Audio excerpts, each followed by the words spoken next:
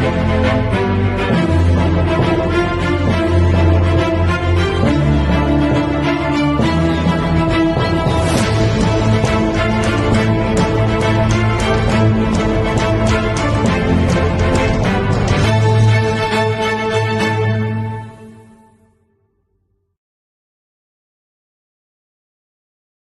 evening, everyone. Welcome to the Irish Column for Sunday, the 13th of July, the day after the 12th of July. What a day yesterday was. Wow, big announcement yesterday on the 12th of July. We'll be talking about that in a few minutes. My name is Paul Simons. I'll be joined now by Orla Donoghue. I'll bring Orla up here now. Hello, Orla. How are you? Well, how are you? I'm good. And I'm also joined by Martin Murphy. Hello, Martin. How are you this evening? You all good? Hi, Paul. How are we doing today? Hey, Martin, all how good, are you? Yeah, all good. Yeah. Oh, actually, hold on. I forgot something. Oh, she forgot something. I'll drop her down for a minute then. Yeah. What happened? Ollie G there. Good evening, Paul. Ollie G, what happened to Ireland first? Well, nothing. What happened to Ireland first? Nothing. Technically. Yeah. So look, will I run through quickly just to... You go ahead. Yes, you walk away. Okay, so quick rundown is existing members of Ireland First, who were Sarah Herity and Derek Bly, reached out to Anthony Casey to say that Derek wanted to step away from politics. He'd said it publicly, asked were we interested in coming on board and keeping the party alive. We did, all in good faith. Everything was fine. There was a vote, there was a handover, and that was it, pretty much hunky-dory. We've been working away as Ireland First ever since. About 2 weeks after that handover, Derek publicly announced that he was leaving politics, left the party, didn't tell us. I think he tried to ring Anthony, but he couldn't get through, and just publicly announced he was leaving the party. He was done with politics, yada, yada, yada. We were obviously a bit shocked, but we said, fine, we'll just plow on about it. We were then informed that an objection had gone into the ELC, who basically... the government body that basically kind of monitor and track and make sure everything's above board with registered electoral parties. And if you want to start a party, that's the organization that you have to go through. So that was fine. We found out that somebody put in an objection. As it turned out, it was actually Derek and a lady called Margaret Maguire, an ex-party person, who put in the objection, saying that the party wasn't handed over properly. The ELC said they couldn't make a decision on it, and they passed it up to legal.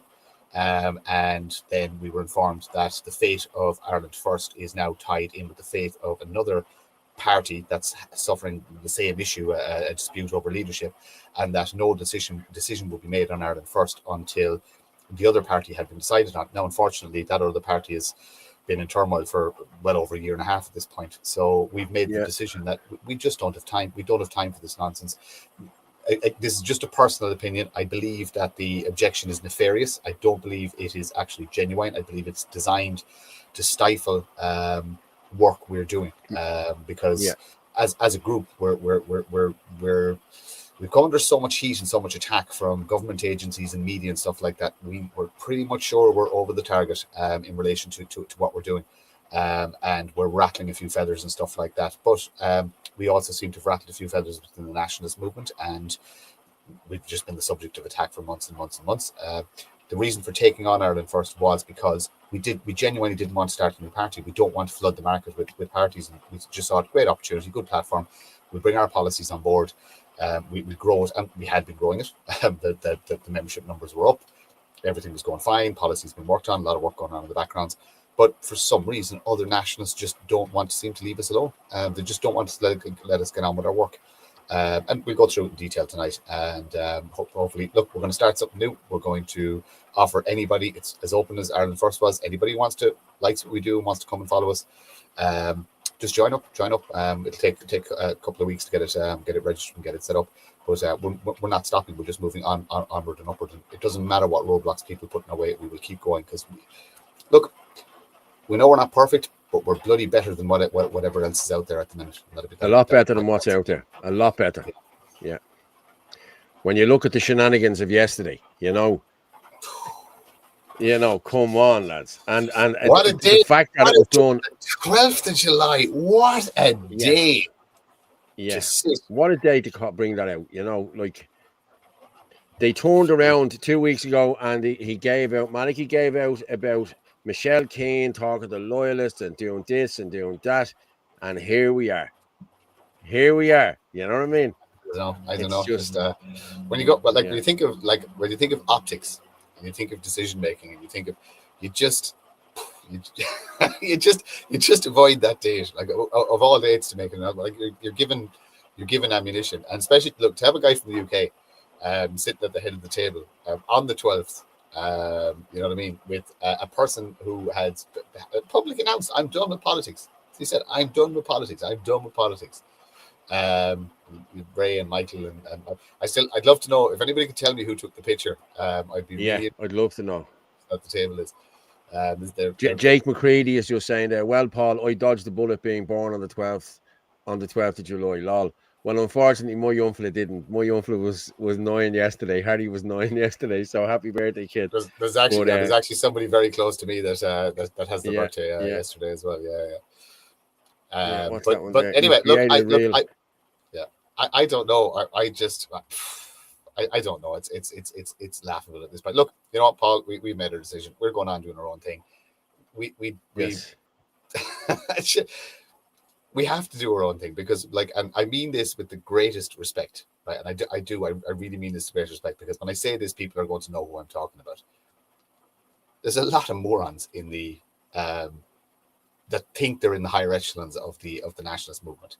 Do you know what I mean? We're not in the higher echelons of the nationalist movement. We're just people trying to do our best. There's none of us want to be leaders or any of that malarkey or doll seats or anything like that. We're just trying to come up with solutions to the problems we see in front of us, the daily solutions. But some of these guys are just, do you know what? They would actually probably make good politicians because most of the politicians we have are thick as planks as well. So they probably fit right in. Yeah. Gareth's just asking there. Question of the day: why was the Dublin protest called on a Sunday when most people are working the next day, bring their children to school, and Sunday times on buses and trains are slow at best? Yeah, he's right. I don't know why it was called on a Sunday now, to be honest with you. I really don't. And there wasn't. Listen, you can butter this up, you can make this look good any way you want, but there was no way there was as much people as was there at the 26th of April. I don't care what anyone says. You know what I mean? 26th of April, we were like sardines. Last month, there was no way. If there was even half the people there that was there on the 26th, you'd be pushing it. I'm being honest with you. I would say to bring down the numbers, controlled opposition, not real opposition. Yeah. Well, as you know, I put out a thing here last Tuesday night that we'd call for direct action, that we'd shut down the airports and the bus terminals and the whole lot, everything we can in every county if we can't do that. But now what's going to happen is, because I'm going to talk out about Malachy and Derek Bly and Michael Leahy and everyone else here tonight, we're not going to get the backing for that. So people, if you still want to do this, you need to get on board with this. Don't be listening to these people. These people are just bringing you on a merry dance here.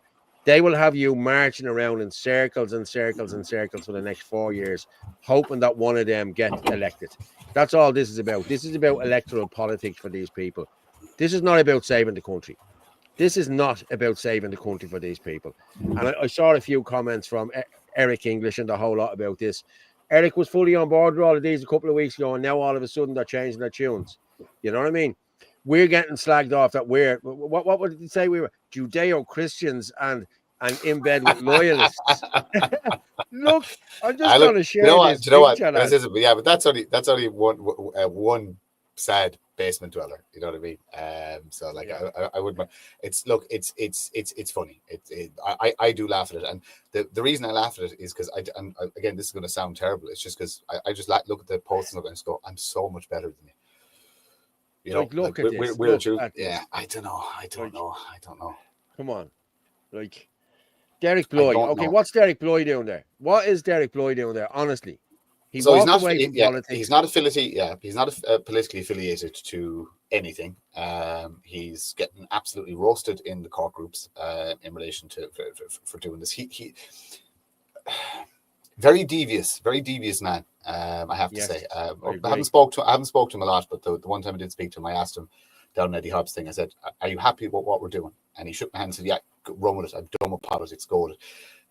And then a week later, or 2 weeks later, it turns out he was lying to my face, and I don't accept that. I don't accept that. I won't tolerate that, and I won't work with a person who lies to me like that. You're honest. I'd rather somebody just comes up to me and says, no, I hate what you're doing. I think you're useless. I think you're an idiot. I can respect that. Mightn't agree with it, but I can respect it. But people who go behind your back, he was, look, very, very devious. But it would seem that there was a longer a plan in the works. I know Anthony, hopefully he'll be on later. I know Anthony was reached out to, and he covered it on Spaces a little bit last night in relation to that. But then another person who's involved in this told me, I was telling Anthony, and I was listening, and I was questioning him, the guy really doesn't like me. And he started talking about tiers of nationalism. He was telling Anthony that he was only tier 2, and that the tier 1 guys were making the decisions. And that, and I started throwing out different names, and I was there like, what about Paddy Quillen? What about the National Party? They're tier 3. That there's people up there who think the gatekeepers, I call it. They think they own nationalism, but to hear a grown adult man saying there's tiers and telling Anthony that you're only tier 2, it's the tier 1 guys that you have to answer to, and they make the decisions. And the National Party are tier 3 with a sitting tier 3 councillor. Tier 3, yeah. Where was Glenn? Where was the Irish Freedom Party sitting councillor? Why wasn't he in there at them talks? Apparently, is Glenn in or out? Is Glenn in or out? Or what's the story? It still says he's an independent councillor. It doesn't say he's IFP, like it says on his thing. But and then you have Malachy there. Malachy who threw out all the lies about Anthony and everything else, believed all the Herman lies. We reached out to Malachy. I reached out to Malachy, and he wouldn't speak to me. You know what I mean? I reached out to him before the 26th of April. I texted him. I said, I left him a voice message. I said, Malachy, we need to get this sorted. I said, we can't be going to this protest. I said, fighting. I said, you need to talk to Anthony. Nothing. Crickets. I then reached out to him before the last protest. And, after the last protest. There's a guy who does security for Malachy who was a guarded informant. I know he's a guarded informant because it was me who caught him, okay, back in the 90s. And he's working for Malachy. And I told Malachy this. And Malachy, I don't know who does be who and who does be what. Twice I told him. I also told Rob, his son, only a few weeks ago. Oh, sure, we don't know. And then your man appears up again as Malachy's bodyguard on the stage, everything else. And then I gets attacked by Toby. You know, Toby, Real News Era or whatever. I gets attacked by him. Niall. Oh, I heard your dad. I heard your car was shot in the garden. I'm just going to give you a quick insight as to what happened here. Okay. What happened here was I was coming home with the train. Train stopped between 2 stations. I saw a man getting off his motorbike, getting into a guarded car, getting out of the guarded car with a parcel, getting back on his bike and fucking off. Okay. I knew the copper whose car it was, the whole lot. John Murphy, he's locked up now at this moment in time for 600 grand hash. And he's locked up. He's doing 5 or 6 years now for that. I know this guy cuts John Murphy's grass still. I know this guy has worked for NAMA. I know this guy has set up armed robberies and backed out of them on the morning of the armed robbery, and the rest of the lads got nicked. Now, if that doesn't make you a guarded informant, I don't know what does here. Like, you know what I mean? And Malachy knows this. I told Malachy this, and also then he had Niall and Satan to turn on me then. I have screenshots there. I'm going to show them in a while. But turned around and said, was your car shot up, Paul, in the garden? I said, what's that got to do with you? I said, how would you even know that? And he says, obviously what's happened here is they sat down and they spoke about this. And he said, we'll turn this on Paul now. You know what I mean? But they're not turning it on me now. You know what I mean? I'm going to just see. Have I got... Hang on there. Did you see that? Was Michelle giving out about us? Michelle Keane attacked you and Martin in a video earlier today. I don't know. I didn't see. To be me and Martin. Why me and Martin? Me and Martin did nothing. Well, Martin probably slagged her off. I didn't slag her off. I don't know. I don't know now, to be honest with you. Maybe she fancies me. Yeah. Hang on there for a minute. Let me just... hang on. But, yeah, this all... Let me just go up here. Yeah, I have it here. Okay, oh, yeah. No, where you gone? Here we go. Oh, it's gonna do something. She'll text me now in a minute. Here we go. Present. Who's coming in here? Anthony Casey is coming in here to the stage. Okay, I'll bring Anthony in there for a minute. How are you, buddy? Well, how are you doing? Can you hear me okay? I'm just going to talk about this Toby shit here now for a minute because I'm sick of this crap of the divide between us and everything else. Okay. So I'm just going to put this up here because I have screenshots here and I'm going to show the screenshots and I have a recording that I'm going to play as well because this divide has to stop. I'm being honest with you now. I'm going to move you along there. So he contacted me and he said to me, I heard you're coming to Dundalk. This was a couple of weeks ago. Do you remember when Shin and Adina were asked to come up and help out in Dundalk? Okay. And I text back, I am indeed. Why, has somebody a problem with that? And he said, I'll see you there. Here, tell me this. Did your house get shot at in the past? And I thought, oh, okay. Are you bringing the Sinn Féin plant Pepper with you? So I texted him back. I said, why would you ask that? Is that some kind of a threat, Toby? No, it was a question. Do you not understand question marks? I also see you avoided the question. Well, yes or no. I said, you know well the answer to that. Why else would you ask? You know, because he did know, because Malachy knew this, but Malachy was the only one that knew this. You know what I mean? Hang on for a second. I'll go here. I'm using common sense here, so I'll say it's a yes. Was it over drugs? And I just laughed at him. Another yes. Walk away. I said, Troy, what one? What are you talking about? I was never involved in drugs. Neither was any of my family involved in drugs. And then he said, I'll finish it. This is you, Martin. You were asked nicely, then your boy, and then Cheeky got slapped. This is you that got slapped. Do you remember? And I said, okay, I'll finish it, buddy. Make no mistake. By doing what? Looking away from me.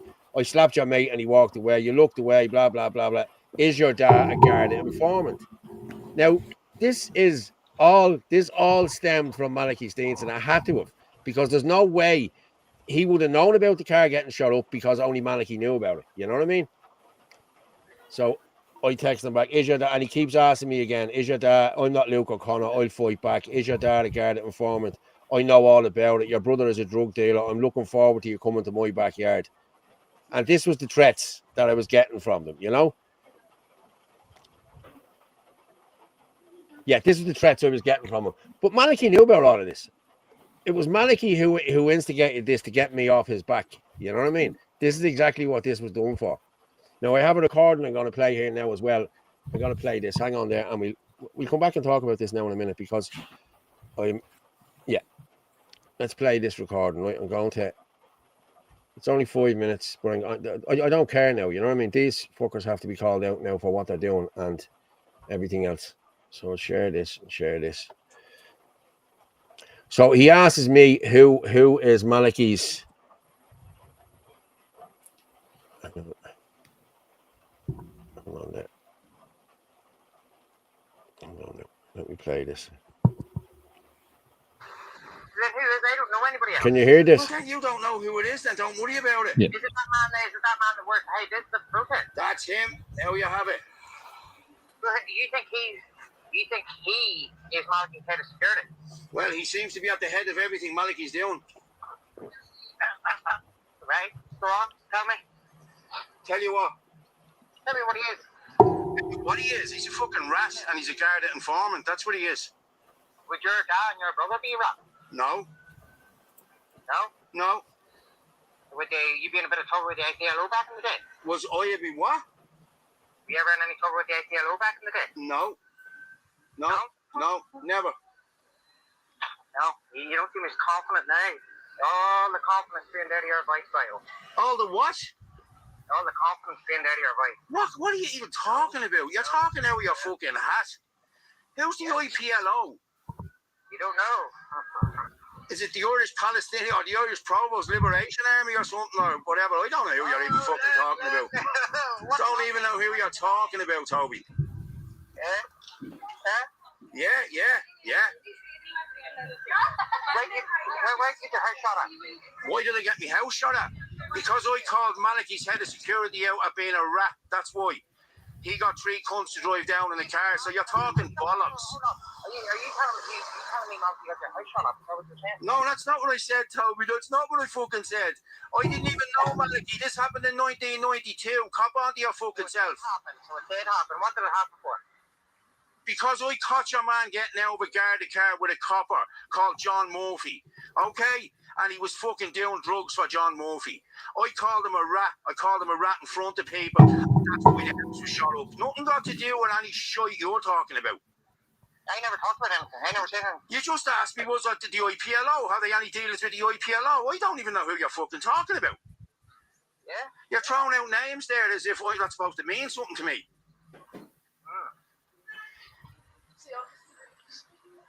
So are we finished here now? Are we finished, yeah?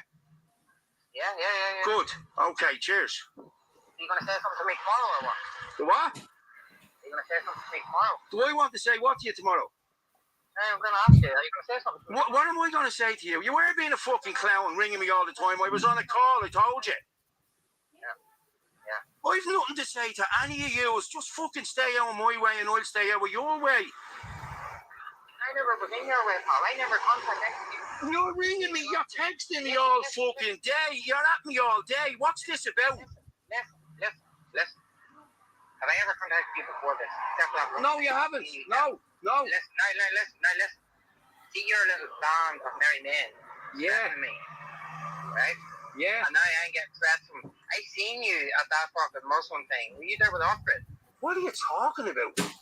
That Muslim thing, that Eid thing that you all went up to. Fair play for that. Yeah, I was there for that. Yeah, I was there with Ferg, yeah. Right, listen to me. Were you there with Offred? I was there with Ferg. Right. I was Ferg there with Offred. No, I was there with Ferg. Off-grid arrived up. Your man there, Gavin, arrived up, yeah, and done a video. Right. And you had anything to do with him? With who? With fucking Gavin. Not at all. What would I have to do with any of that? I'm asking you a question. Yeah. No, I haven't. No, nothing. Anything to do with Kevin Coyle? Have I anything to do with Kevin Coyle? Apart from Coolock, no. No, you're not friends with him or anything? No. Right, so now you're going to find out something. No. You see, the last while, I've had them two where you grab bags, and the Ferg on the phone with me today saying the exact same stuff. Verbatim, the exact same stuff. Saying what stuff? Threatening me. Who was threatening you? Right, Offred's looking for my address. Kevin Coyle's going to break me up tomorrow. And Ferg on the phone screaming at me saying that I know Malachy, the same as you. I don't know Malachy. And why are you all saying the same shit to me? If Offred said it, that I know Malachy, I don't know Malachy. Kevin Coyle says that I know Malachy, I don't know Malachy. You implied that I know Malachy, that I could just phone him. I'm like, I don't know Malachy. And now fucking Ferg screaming at me down the phone saying I know Malachy. Where are you getting all this? Where am I getting all what? I never said, I just said phone Malachy. I never said you knew Malachy. I said phone Malachy. You're the one that said you didn't know Malachy. I don't know anybody. I'm just trying to stay out of this here. Now I've got 4 people that are all down in Dublin that I've seen in videos together, all fucking saying the same stuff to me. And that's my fault. I'm not saying it's your fault. I'm asking you. No, it's nothing got to do with me. Nothing got to do with me. You should know me better than that. Yeah, now that's that one. Okay, and then he came back again and started with more bollocks. Okay, there's a few more minutes of them, but I think we should get them out here just to let people hear these, because this is the shit that Malachy has sent to my door with these people. You know what I mean? And then Satanta as well was the same, giving me the shit, threatening me. You know yourself what happened with Satanta, Anthony. You know what he's done here and the division he has sown in this movement. You know what I mean? Him and Noel O'Hara here. So, you know. Yeah. I know you have a few more bits. Just as a couple of bits there as well. People saying Todd Anthony left. I know you used to talk a little bit about Ireland First. Just listen to you there. I heard Martin put it in the right wording there. The Ireland First is dormant. It's tied up with ELC stuff, just like the National Party is. It's not going to be resolved anytime soon. It's not. We didn't walk away from a party that's going to be occupied by anybody else. It can't move. It's a stalemate. Just how the government wants it. So to sidestep all the nonsense and division within the movement, we did our own thing like we should have done the get-go. Now, we didn't waste time. We got ourselves together. We presented the same structure and all that we're doing. We're just going to have a different name, an unstained brand. So, just in regards to that, we're not walking away from it. It's not another party. Ireland First is dead. That's the way it is. It's not able to do anything. It's stuck with exactly what Herman Kelly. But we need to be very clear on who killed it. It wasn't us. We did everything in good faith, and it was all the people in that picture. It's all the people in that picture who killed them. They were asked as well. They were asked as well to withdraw their objections, and they did. So, like I said, the party's still there. Look, do you know what? There's not nice people in the world. You have to work around it. There's no point in dwelling on it too past. The one thing, in fairness, that we've done is, do you know what? To be honest with you, it's kind of what happened in IFP as well, right? We are hard workers. We plow ahead and we just keep going, come up with ideas, this, that, and the other. And sure, that's what fucking rattled the other fella. That's what started him on the case, because we were having conversations outside of outside of we say his remit, so to speak, and we were having independent thought, and we were reaching out, we were networking with people, and we were trying to build something. We were trying to make IFP bigger at the time. We were being very successful at it, and that's it. Just this professional jealousy, this narcissism, this pettiness. It's just I don't understand it. And then we have to address something else. Look, there's another issue, and I'm going to keep harping on about this, and I might be speaking. There's a huge drugs problem in Nationalism. We might just call a spade, right? There's a huge drug problem. I've talked about this before. My thing is, if it grows in the ground, it's meant to have it, but nobody should be profiteering from it, and criminals shouldn't be profiteering from it. There's a huge cocaine problem in Ireland at the minute, and I truly believe that a lot of the players in the nationalist movement are compromised. I truly believe that. I have enough anecdotal evidence to make for me to be able to form a coherent opinion on it. And my opinion is there's a lot of people within the movement that are compromised with drugs. And like I said, what you do with your life is up to you. I just do not like the suffering that drugs brings, the criminality it brings. I don't like the hardship it brings, the debt it brings. So like I said, I think people need to be very, very, very aware of the people that they're dealing with and how compromised they potentially are. It's just something always to keep in the back of your mind. That is a big point of it. But there is another point as well, Martin. We found out information, as did a lot of people in the Irish Freedom Party, that there was one man telling lies about unification talks. And Derek Bly was one of the people who told us that. So were the other heads of the parties. They all in a room with us, and yeah, there was others involved, many other people who knew about this. And we realised that Herman Kelly, this is the man that a lot of this stuff stems from. It's important to say that we're not creating, it's not as if it's creating another diluted party. Ireland First can't move. We can't release a policy statement. We can't put forth our branding. Derek Bly has tied it up. And it's Derek Bly and Herman Kelly, because Derek Bly signed off ELC letters after nominating me and reaching out to me and all that kind of stuff. You see him there now, nothing to do with politics, sitting beside Malachy Steenson, policing the microphone. I will say policing the microphone. I was told by Derek Bly, you'll never get near a mic again after Cork. I was told I wasn't allowed to talk about politics, all this kind of thing. The boys only sat down with me for talks because they knew the momentum we had. We had the numbers of Sinn Féin behind us. We had the momentum of what team we were bringing together. The structure we had was a new type of formula. We had a couple of people who were powerhouses in their own right, and we were getting massive traction. And I knew they had to sit with me. But it's a shame. Michael Leahy is a little bit out of step of what's going on in the nationalist movement. That's a bizarre room. It's a bizarre character set up there, the 12th of July, and then people sitting around the table. Anyway, Dia Lahairn is the way we're going with this. And I think it's important because it's unstained. If you see people coming after us now, you know that they're just out to cause division. Because this is our own thing. It's unstained. We just have to sidestep in the bullshit yet again, and we'll go again, and we'll march on, and they won't be able to touch that. So there's someone saying very like you're just saying there, Anthony. Sorry, if they come after us again, well, here you go now. Okay, here we go. Here's Toby again. This is Niall again. Anthony Casey and his followers have jumped ship before they were humiliated by the Electoral Commission for their actions within Ireland First. This is now 2 political parties they have been forced to leave. They are now claiming Dia Lahairn is the new political party, but according to the Electoral Commission, no such party exists. The new group will be aligning themselves with loyalists in the north and as a Judo-Christian movement. The announcement was ended with a veiled threat to Irish nationalists. I'll see you when I see you.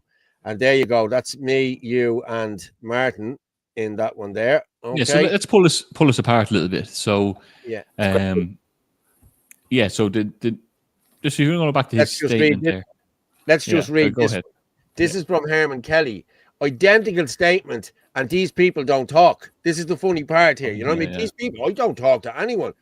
Yeah. After scheming to take over 3 nationalist organisations, Sinn Féin Media, Irish Freedom Party and Ireland First, A. Casey and Martin Murphy leave Ireland First before their humiliation by Electoral Commission. Their scams and lying cause bad feeling. Avoid them. Do you notice that missing from that photograph? Me. Yeah. You see? Go back there. Let's pull apart that statement.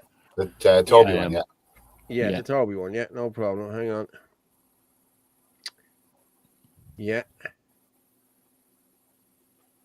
There we are.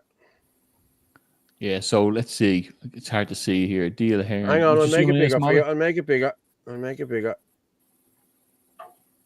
There you go. Right, so they're obviously that interested. They obviously were picking up the phone to ring the Electoral Commission in their own time. Yeah. These guys are obsessed, by the way. 2 political parties were forced to leave. I resigned from the Irish Freedom Party when it became clear that it was held hostage by the leader. You could see what Leahy had to go through to try, and this man is still claiming he's the president of the Irish Freedom Party when he's clearly not. We resigned. If people don't believe that, I'll screenshot my letter to the AC, my resignation. So it's the same. We all resigned. People know, everyone left, and so did 400 of their members when we did. They're now claiming deal here, and according to the Electoral Commission, new group aligning themselves with loyalists. And you'll scroll down a small bit, Paul. Yeah. So I don't know where the loyalist thing comes from. That's again Satanta and these boys. That's what they love to talk about. But the guys they're praising are sitting down with on the 12th of July. Judeo-Christian movement. Again, it's Christian conservatism, Irish nationalism, Indigenous Irish policies, libertarian values on Bunrock 1937. That's exactly what it is. The announcement was ended with a veiled threat. There's nothing veiled about it. I said it like it is. I had to pull that guy. There's another guy, Niall McCall or something like that, commenting on my stuff. He has been for the last few weeks. I sent him a voice note there yesterday and just said that let's meet up and have a chat about this. And it stopped all of a sudden because all these people don't do it to your face at all. These guys they're just there to cause nonsense. And there's a ring of them. You know, there's a ring of them. Herman must like you, Paul. Herman must like you, Paul. He never badmouth you. Herman is terrified of Paul. He's looking right, he is. I'll tell you. There's Conor P. Rafferty there as well. Herman can't deal with competent people working for him. Very insecure. And I agree with you, Conor. And I know that's what happened with you as well. Yeah. Mm-hmm. Yeah. I know that's what happened. Yeah. But go on, Anthony, finish up there. You know, I see you when you see it. Yeah, I will. Herman Kelly's hiding at these protests, and I will see him when I see him. And I'd say it like it is, because he's still going. Herman's a fool. You know what I mean? He is a fool. Luke O'Connor was saying, you know, this guy doesn't turn up to anything. He could barely even canvass for himself. I haven't seen him at a protest all year. Have you seen him? Last time I saw him was last August at the Ardèche, I think. Yeah. And he was hung over the bits. But anyway, look, these guys will always pursue us. And you're going to see that they'll always make up an excuse to do it because Herman's almost gone anyway. If one thing we did good that the Nationalism can give us a thumbs up for is that we flushed Herman Kelly out of it. He's almost gone out of it. So we've like look what Sinn Féin has done in the last 3 or 4 months. You know, it has more membership than any nationalist party has ever had in this country because it's grassroots and it's, you know, people coming together. That's what they're afraid of. They know there's momentum there. Think of what Sinn Féin can do if they call a rally. If these lads had any brain cells, they'd all get involved in Sinn Féin rather than Herman writing to his friends at the Irish Daily Mail and Irish Examiner and all that, you know. Angie Mulcahy there. Paul has dirt on Kelly. Paul has dirt on everyone. Trust me. Paul has the dirt on everyone. And we all have to be careful. We all buy about. Points for Paul when he's out just to make sure we keep him on side. Yeah. But, here's Frank. Here's a big thing, you know, you sidestep all this nonsense, you move on, you direct it. It is someone put in direct action there. Paul, you've been calling for that. I think things are going to ramp up here. Like, I'm not standing and walking around listening to this cohorted speeches for the next 4 years. Like it's going to come before that. There's Frank now. There's Frank. How are you, Frank? Hi everyone. How are you all getting on? Good. Thanks for letting us in, Paul. All good. No problem. No sweat. Yeah, just missed the last half hour, so you can only imagine conversations. So we're addressing the elephant in the room, I suppose, Frank. There a bit. Just 12th of July was such an interesting date for such a monumental announcement, wasn't it? Yes. It's obviously it wasn't intentional, I'd say, but so coincidental. All right, you know, you wonder. You know, but sure, look, it's not for me to say. I don't think you can only speculate, but they could have chosen a better date, I reckon. The hypocritical Yes. nonsense that went on prior to that. You know, whatever you can say about the interactions that Michelle Keane had, I stayed out of it, to be honest. I don't know the history up there as some people could pretend they would know, especially the interactions that happened up there over the last 40 years, 30 years, and still ongoing, and for hundreds of years. It's quite hypocritical for them to call out that behaviour and then to do this as well. That's my own take. But as I said, I don't know the history as well as I maybe should have, and based on people who live up there. But yeah, I do know a bit about what's happened, but it's so ironic that 12th of July was chosen for this meeting and announcement. Crazy. I'm telling you, yeah. Interesting to see a character that we thought was done with politics as well. Not that we want to get into the slogan, but you know, we put a lot of time and effort into what we have been doing for the last 5 or 6 months. But I had to put that up there because I had to put that up there. You know what I mean? It's funny. Yeah, I seen it myself. It is funny. Yeah. And you know what? Listen, he actually shoots everybody. You can't fault the guy. He gets everybody. I mean everybody. Like nobody is pure enough for him at all. But it's amusing stuff. Complete waste of time, but it is mildly amusing. Oh yeah, he must have some serious time in his hands. But yeah, that is quite funny. Some of the stuff is quite funny. But yeah, like I think it's the only move. It's the only move we are left with, but it's also the right move that we wanted to do from the get-go. That's the truth. We can't. People, listen. It's been 95% positive. You're always going to get the cohort who say, "Oh, you're doing this, that, and the other." But we couldn't move forward with Ireland First. That's how Herman and Derek played it. Yes, we were there, definitely. and then they both, were backing each other up all of a sudden, and then all of a sudden these things were signed off. Herman was posting them on X. Derek was backing it and signed it to the ELC. I was kind of on the phone saying, "What's the story, Derek? Why would you nominate me and invite me into this party just to be going around doing this kind of shite?" Oh, look, so I said, "Well, do you want to sit down? I'll drive anywhere in the country." And I said this 5 or 6 times, and I'll sit down with anyone, we'll pace it. But they didn't want resolve. And then when I realized they didn't want resolve, there was a bigger thing going on. But look, a lot of them Ireland First members are now Díl Éireann members, Yeah, but do you know what he said, Anthony? Right? And this is what gets me. And I'll never forget it, because I remember where I was. It was at a Says No protest when I rang him to see what the hell was going on. He said, "I have a duty to my members. I have a duty to my members." 1 week later, he was out the door, gone. "I'm done with politics." Done and dusted. And now he's gone off doing another political thing. So he literally, and I put it into the members chat last night, that Derek Bly essentially gave the middle finger to every single person who supported him over the last 3 or 4 years. Just 2 middle fingers up to every single person. He did. And see this person, sorry, just real quick. The paid members, we've already said in the email to members and in the members chat on the WhatsApp, it is still Ireland First, but it will change over to Díl Éireann soon. That will roll on into the new party. That they, if they so wish, that's the important part. If they so wish to be part of it, to be honest, like it's either that or like the membership is closed for Ireland First because it's all tied up in ELC stuff. That's their wishes. So we're moving on. There's too much things to get done in this country. The threat of Islam is obviously a very big thing in this country, and that's kind of why we gear down this route as well. You look at the school system, the halal meats, the halal mortgages, the Islamic financing, the mosques springing up everywhere. You can see England's only ever a step ahead of us, and you see Sharia law coming there. We don't want that in this country. It's a very scary thing. But we still stand for the Irish first, Indigenous Irish first, by our taxation policies, by our housing policies, by all else. Everything carries on, and so do the AC. And so will our presentations. We'll be out there again with another banner. So do join and jump in. I can tell you something, it's the most honest thing out there.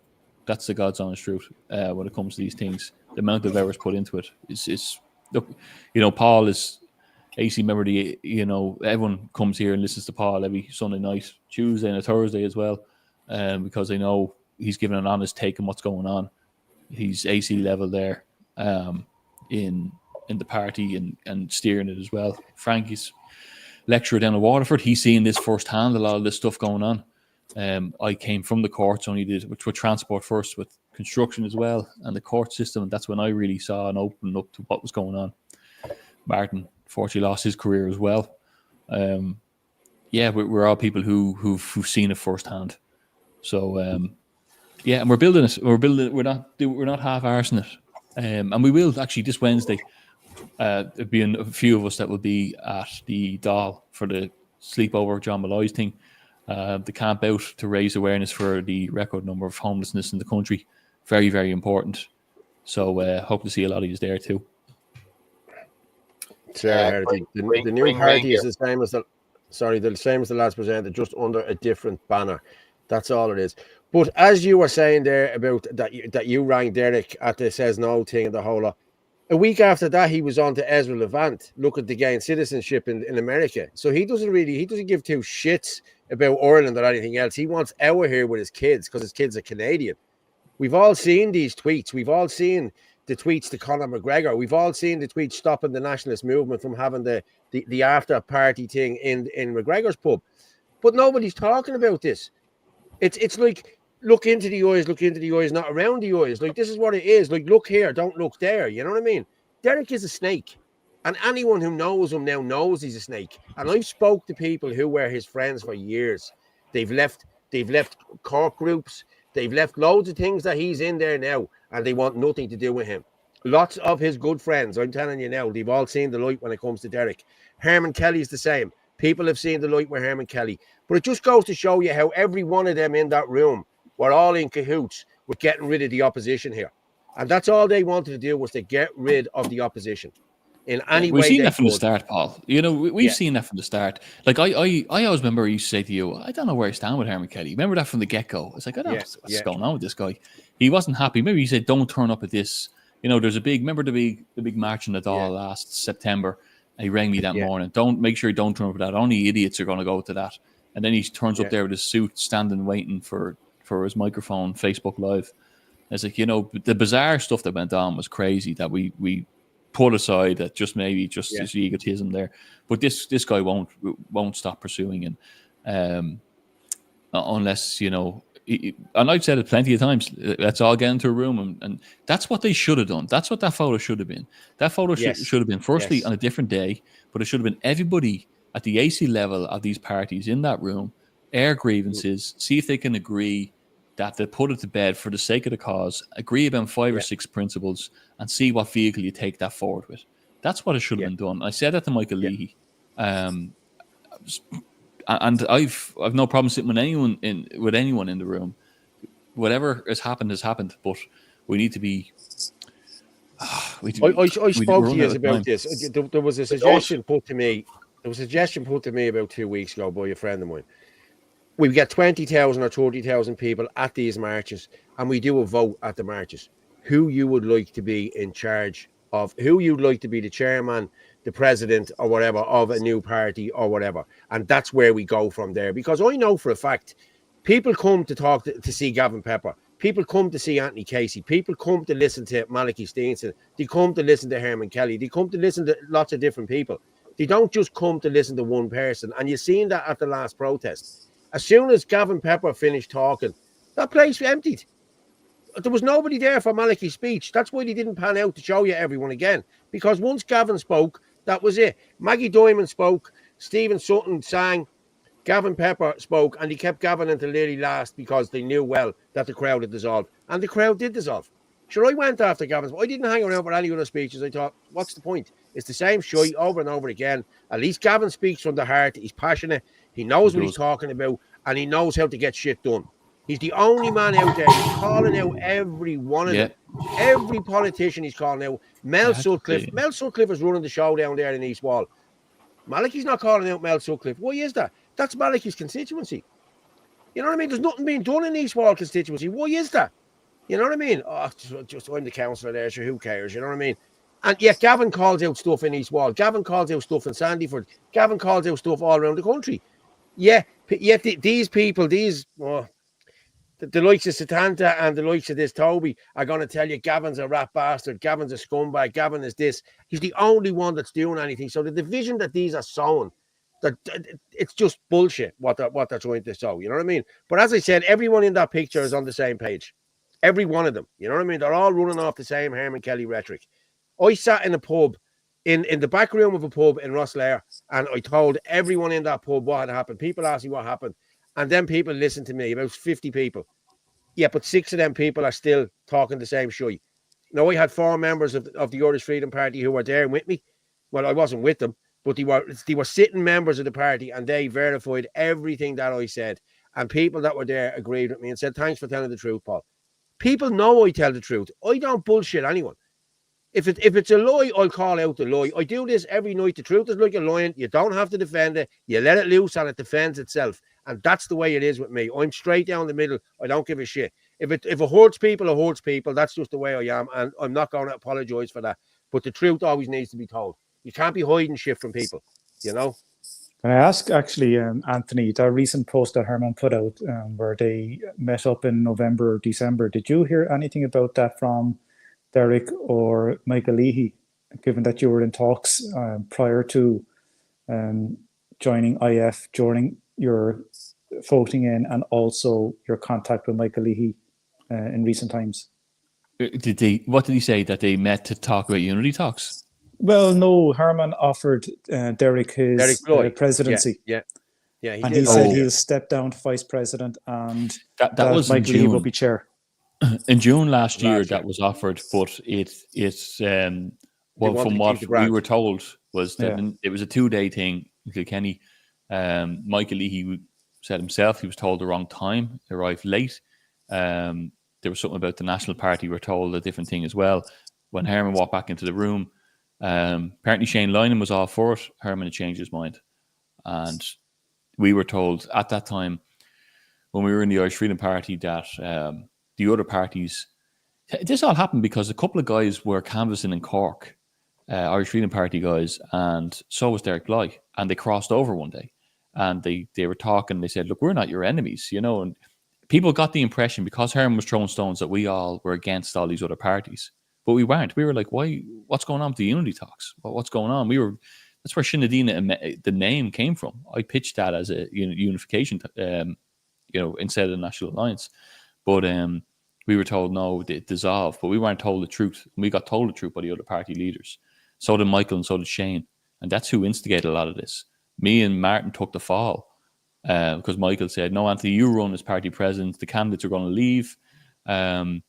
Shane said, I'll back you. Martin was vice chair. He put the motion forward. We did it out of respect to Herman. We wouldn't do it before the general election. It was done afterwards. But then they made a U-turn at the end. That was November, the end of November. Someone just put up there, Coolock folk were battered. Okay, another thing I'll say about these men all arrived up for a photo shoot. That's what they arrived up for. Derek Bly came up from Cork for a photo shoot at Coolock. Malachy Steenson done the same. Patrick Quinlan did the same as well. And I get on well with Patrick. I've no beef with Patrick. But they all arrived up. And Gavin Pepper was there with me for the whole day. We were there. And the two of us went off to get something to eat. I had to charge the battery on the phone. And we went back up again.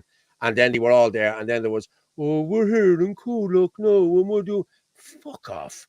You've come up for a photo shoot. Patrick got a bit of pepper spray and you've all legged it. We all had to deal with the consequences, not you. As you went back to Cork, AJ went back to wherever he went back to, and you all did that. That's what it was for you, as a photo shoot.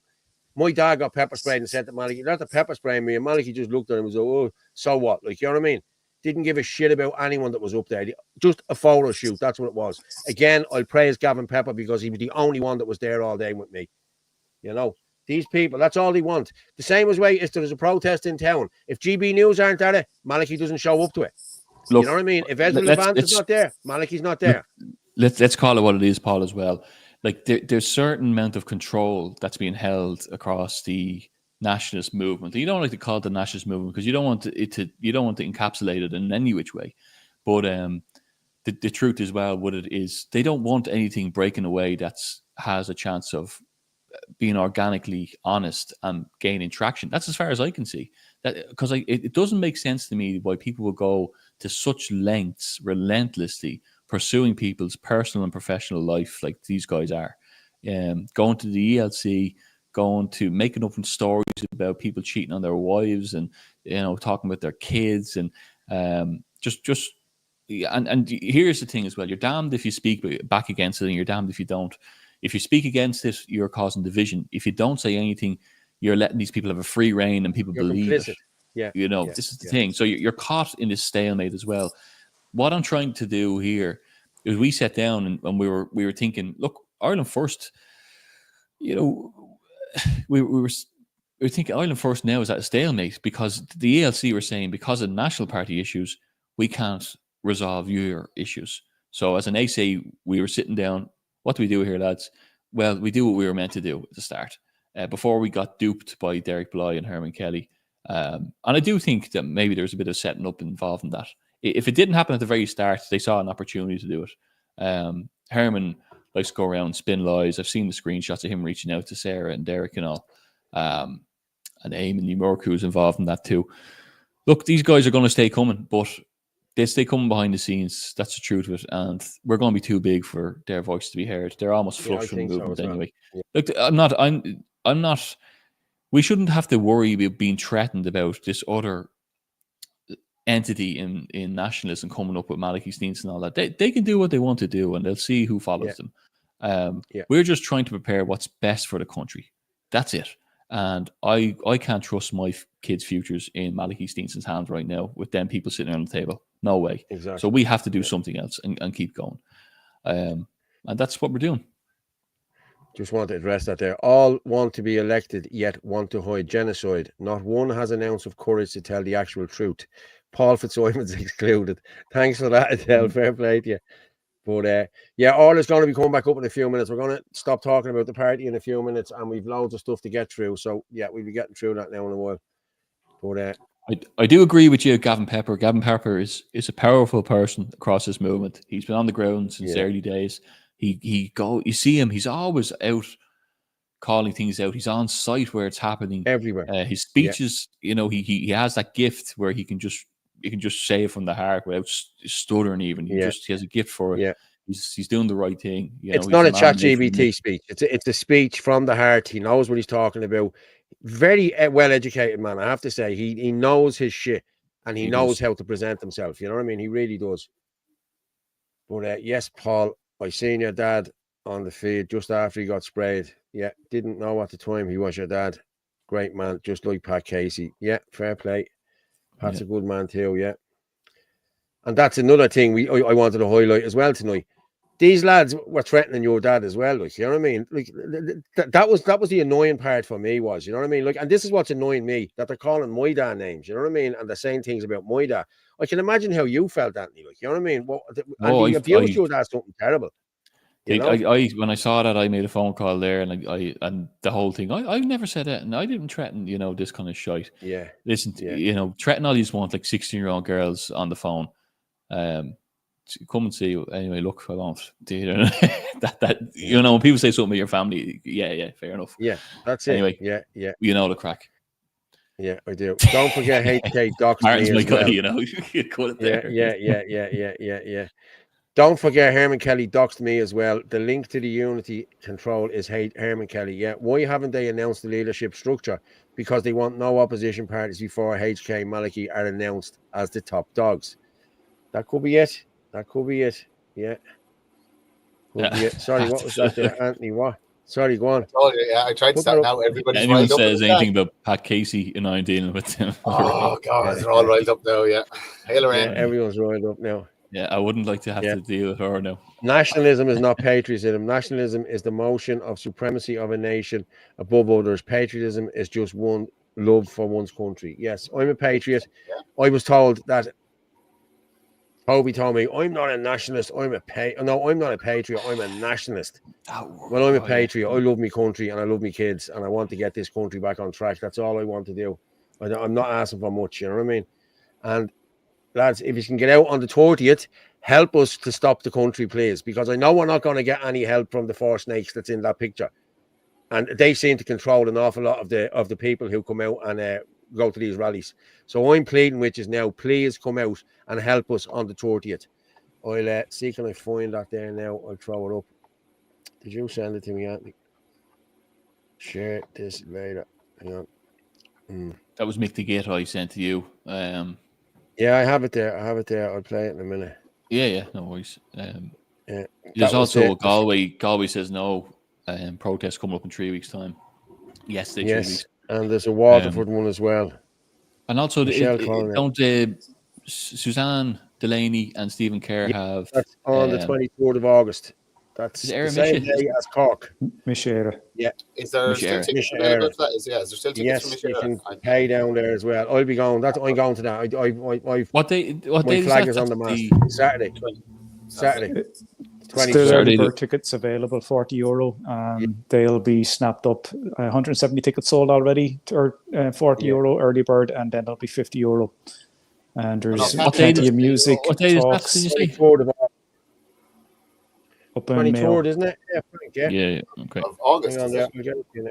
Yeah. When is Aaron the Nationalist thing? 24th. He changed his from the 24th to the 24th. And he came out and he said, I didn't realise that there was one called for Cork. There wasn't one called for Cork, Aaron. Yeah, Cork you called your own first. Yeah. You called your own first, and he done the John Malloy on you the same as way they did on John Malloy. Okay, so now I'll be at the 24th, and Shinadina are actually marshalling there as well. Yeah. In Dublin. Try and do both. Yeah, and I'm trying to do the 23rd. 23rd and 24th. Definitely. Well, I'm going down. I'm going down to the one in.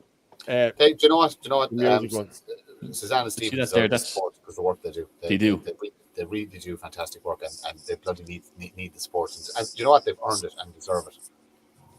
And their posts as well, like they put so much into the post, Suzanne. Just like it's unbelievable the content she puts out there, on her Twitter or her X posts and Facebook, Yeah, two of them are great. No one. I can't see why anyone would have issue with either of them. Obviously, there's a lot of nonsense going around, but two of them do great work. When they went after Banty as well, that time he had a court appearance. They were. It was pretty brave, Stephen. Yeah. I know he's done. Like over the years, he's challenged so many. He's a brave man. He's challenged and tried to interview even some scary people, like, you know what I mean? So fair play to them. The two of them are brilliant, and they're professional, and they avoid all the nonsense. And just to address this as well, there is a fake page, Deal Heron on TikTok. It's I put up a post about this yesterday, I think. So thanks for highlighting it there, Angela. Just so people know, I've reported it, so loads of people have mass reported it, but here I've lost 2 TikTok pages already for telling the truth. But you can impersonate someone apparently, and you get away with it. They say no violation there. But just so everyone knows, because I think it's going around to go to nationalists, and it's doxing them. It's trying to create enemies for me. It's the last thing I need is more enemies, But either way, there is fake accounts out there of me. There's not just this one, but that is one. You wonder, is it lefties or is it our own? Well, who is our own? That's the big question too. Like, would you consider these guys that are threatening Paul our own? No. I'm sure I've got the same amount of bloody death threats. And would you consider lads sitting around that table your own? I'm going to do up a collage of them and get it framed and put it up on the wall of the people who threatened to kill me. Though, as well, it is like this whole you have to fit into a box here. I'm just out to stop the corruption and tyranny in this country. I'm done with. If anybody mentions the word unity to me again, I'm going to go, just come on, just go away. Yeah. We're doing our thing. We're putting our offer out there. We're putting our policy out there. We'll continue to work with Shinadina. Leave us alone. And if you want to follow us, you want to get on board, you want to help us, you want to work with us. And again, we're only small at the cogs.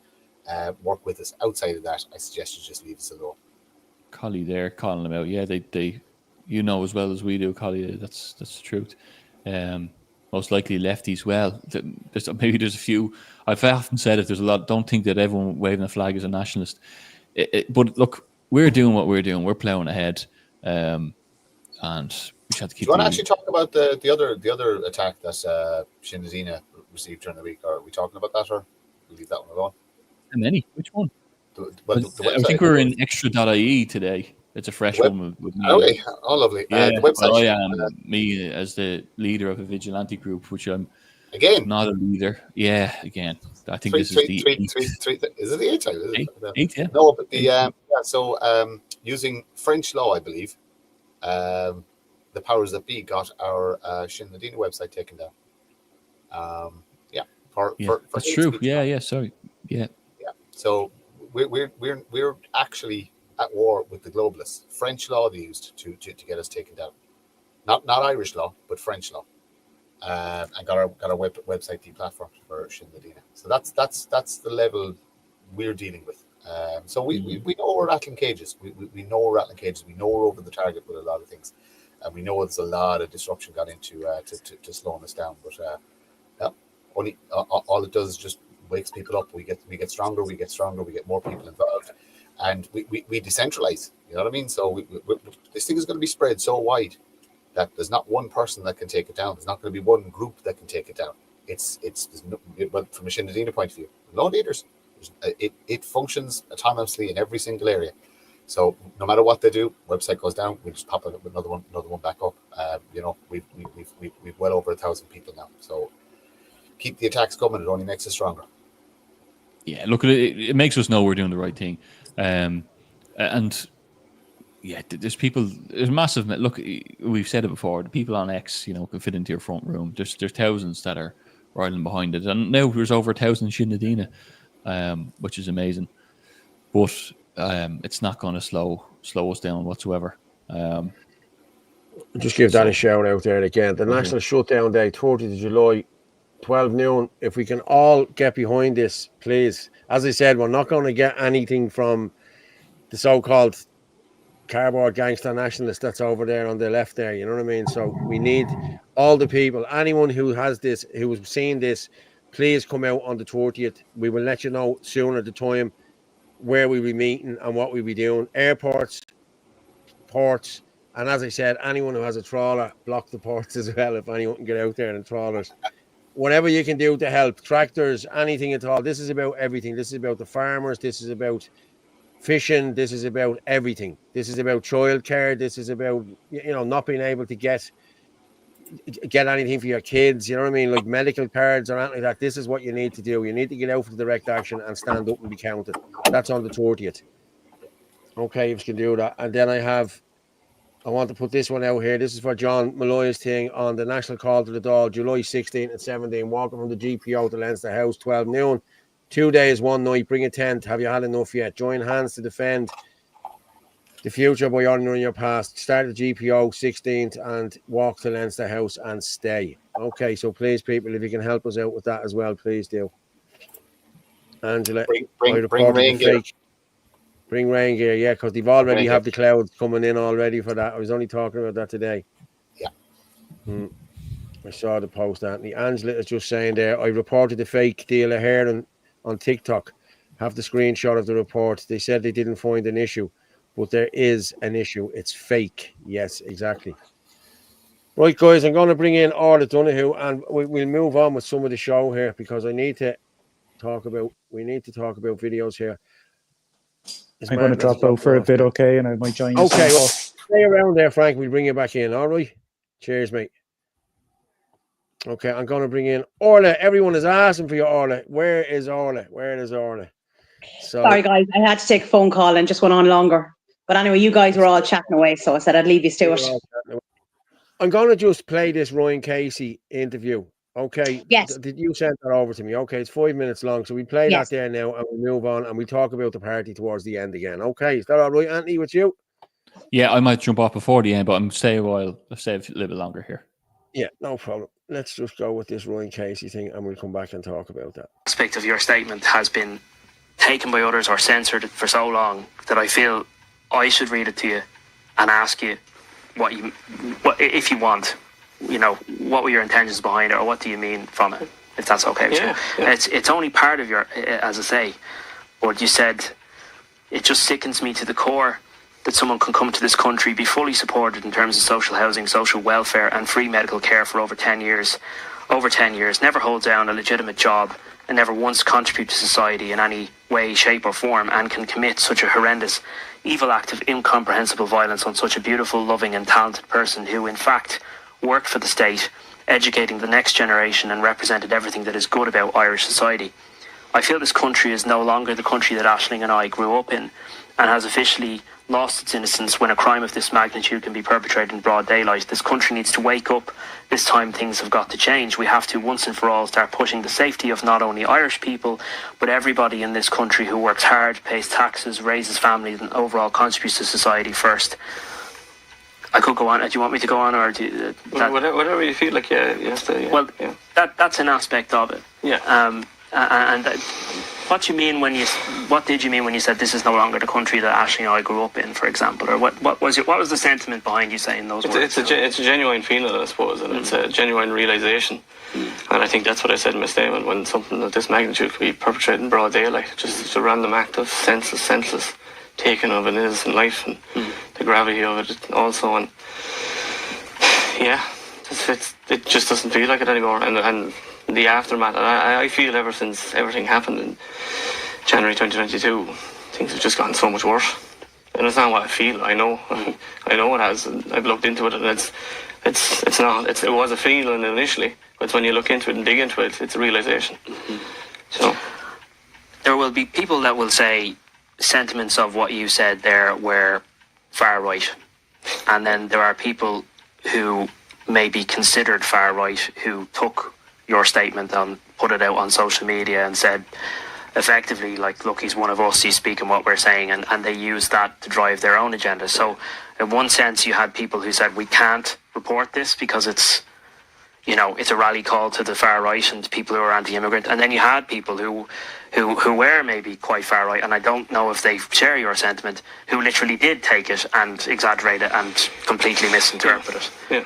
What was that like to see it either cherry-picked or censored by, depending on whoever wanted to use it? Yeah, well, to be honest, and it is what it is, and I have no problem staying right here, right now. I stand over that statement, even now, today, more so than ever before. Okay. Like, ever before. I really do. And I don't think that I said there, to what you just read out, when I read out back in November 2023, I don't think there's a word of that is incitement to hatred or appealing to any of this far-right stuff that is, everyone likes to call everyone nowadays that has an opposing opinion or any concerns about safety of the country and all this sort of stuff. This is what's going on in the media. This is what frustrates me, and having to sit through that for the last 3.5 years and not being able to even say anything or comment or give my 2 cents into what I actually meant, and having both sides runaway trains, what they think I meant and what this side think I meant. It's just, media needs to stop tarnishing people and labelling people with this far-right rhetoric and far-right this, far-right that. There are people that have legitimate concerns, and they're great people, they're not far-right people at all. What is far-right like? This is asking the door. None of them can define what far-right is. I need the people that were labeling people far-right. This is what's going on, and it needs to stop. We need to stop labeling concerned citizens of this state who are working hard and contributing to society, but they don't get a say. So I don't think that's controversial at all. And going back then to what my statement it meant, and why I stand by it more so than ever before, is I think it's a legitimate question, and I think at the time it was a question on the mind of many people, and even now more so than ever. It's a very basic question. Why was someone here who's not native to the country? I have no problem saying that. He was here for 10 years. I'm sure he got every opportunity to work and contribute and give back to society, and he just chose not to, and he was just allowed to reside here, I suppose, off the state for as long as he did. I don't know how, but and then from what I was getting at, this is how he repaid us as a country, to take one of our exemplary people that is quite the opposite of what he was. That's what I was getting. Well, I wanted to, I don't know if it's there, I think it is, but part of your statement literally said that Aisling was a school teacher, literally worked for the state, educating the next generation. Polar opposite of Joseph Puska. Yeah. And I took that to mean, well, exactly that. That's what you were saying. Here's somebody who came here in 2013, never contributed to society, didn't learn how to speak English, scrounged off the state. And then you have someone who is the exact polar opposite, had everything to contribute to society, and her life was just cut short by this monster. Yeah. That's what you were saying, effectively. Effectively, yes.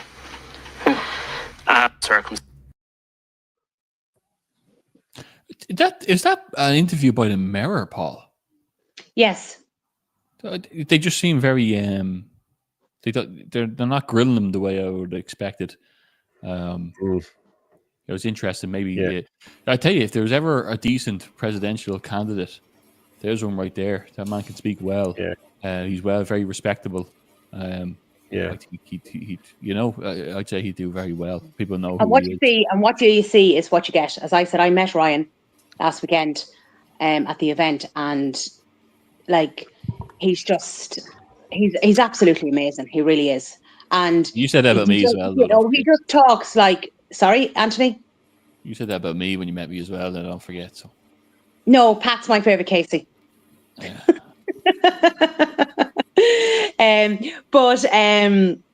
No, I have to say, like, he's just such a normal guy to just sit down and talk to, and fair play to him. And it's great that he was able to finally get, to be able to speak, because he wasn't allowed to talk for a long time. So it's good that he's able to get his voice out. I'm just trying to address that there. And Paul Fitzsimons, grow up and stop spreading lies against Collie McGettrick. This is from the Irish paper.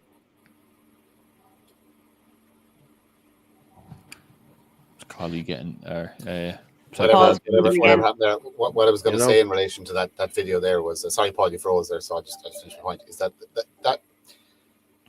man and that woman were denied their future together because of corrupt, incompetent, and cowardly politicians. That's the reality. That is the reality. They were denied their future together because, and I'll say it again, corrupt, incompetent, and cowardly politicians. The simple fact of the matter is, this could have been avoided.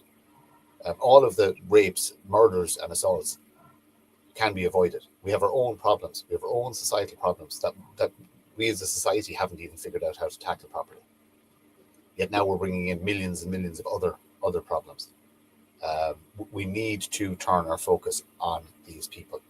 The current sitting government, their lackeys, their advisors, the senior civil servants should not be able to walk the streets without having rotten fruit at minimum thrown at them. We need to start making these people's lives uncomfortable. And we are at that stage now. We are at the stage where these people, they live in gated communities. They live in big houses with security. They're given, what was it, €5,000 extra for security for themselves. So. Well, I made this point last night, Martin, as well. Myself and my dad, Pat, were having a point, and I said to him, everyone is, when that Carlo incident happened, everyone was at the edge of their seat. If that they're one victim away of being an all-out riot again, like happened in Dublin. That's where we are. Everyone is on edge in this country, and the truth is, it's a scary time. And if it does happen again, or when it happens again, I'm afraid to say, we'll all be like, with that person, it didn't need to happen to that person. We should have acted sooner. This is why I'm glad that there's so much talk about direct action now.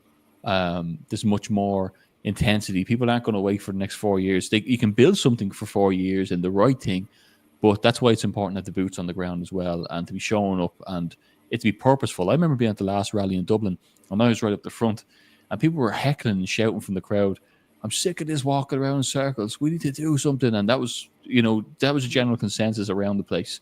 And I'm not putting down anyone that was there or contributed or was part of it. But people are angry now, and they've enough is enough. Them protests will start to dwindle off, and people will go back to their normal life, and they'll stop listening in, because it's exhausting and tiring and stressful, and everyone's feeling it. But we need direct action. I'm looking forward to Wednesday. I think it's a powerful statement. The optics are great.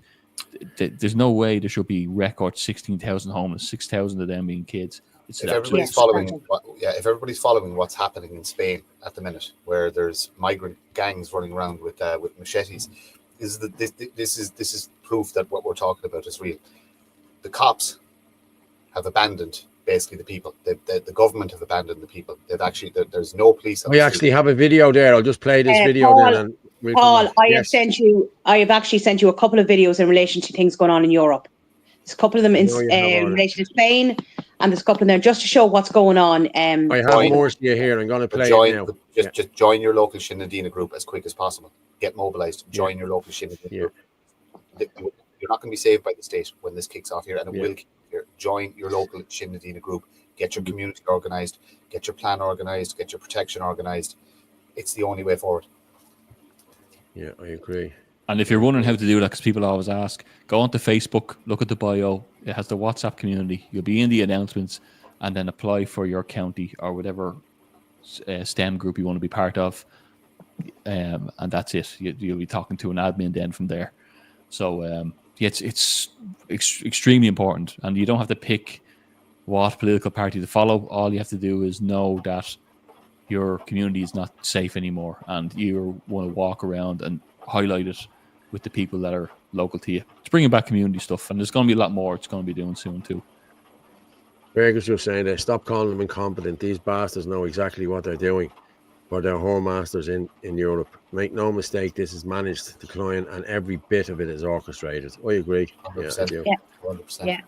Yeah, we need to exit the EU and remove these traitors. Yes, we do. Important as well, like the likes of. It's great that Ryan is speaking up. It's horrible. You know what? I'm going to say something here. I was 2 years in the court office. Almost half of that was spent on leave because of my interview with Dr. Vincent Carroll in 2022. So I was fighting that, and then I went on sick leave with stress, and then I went on career break because I didn't want to work there anymore after seeing what it's all about. But I